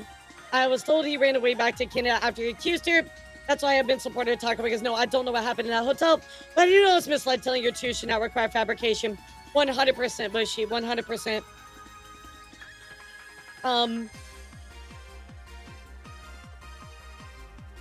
I was passed along similar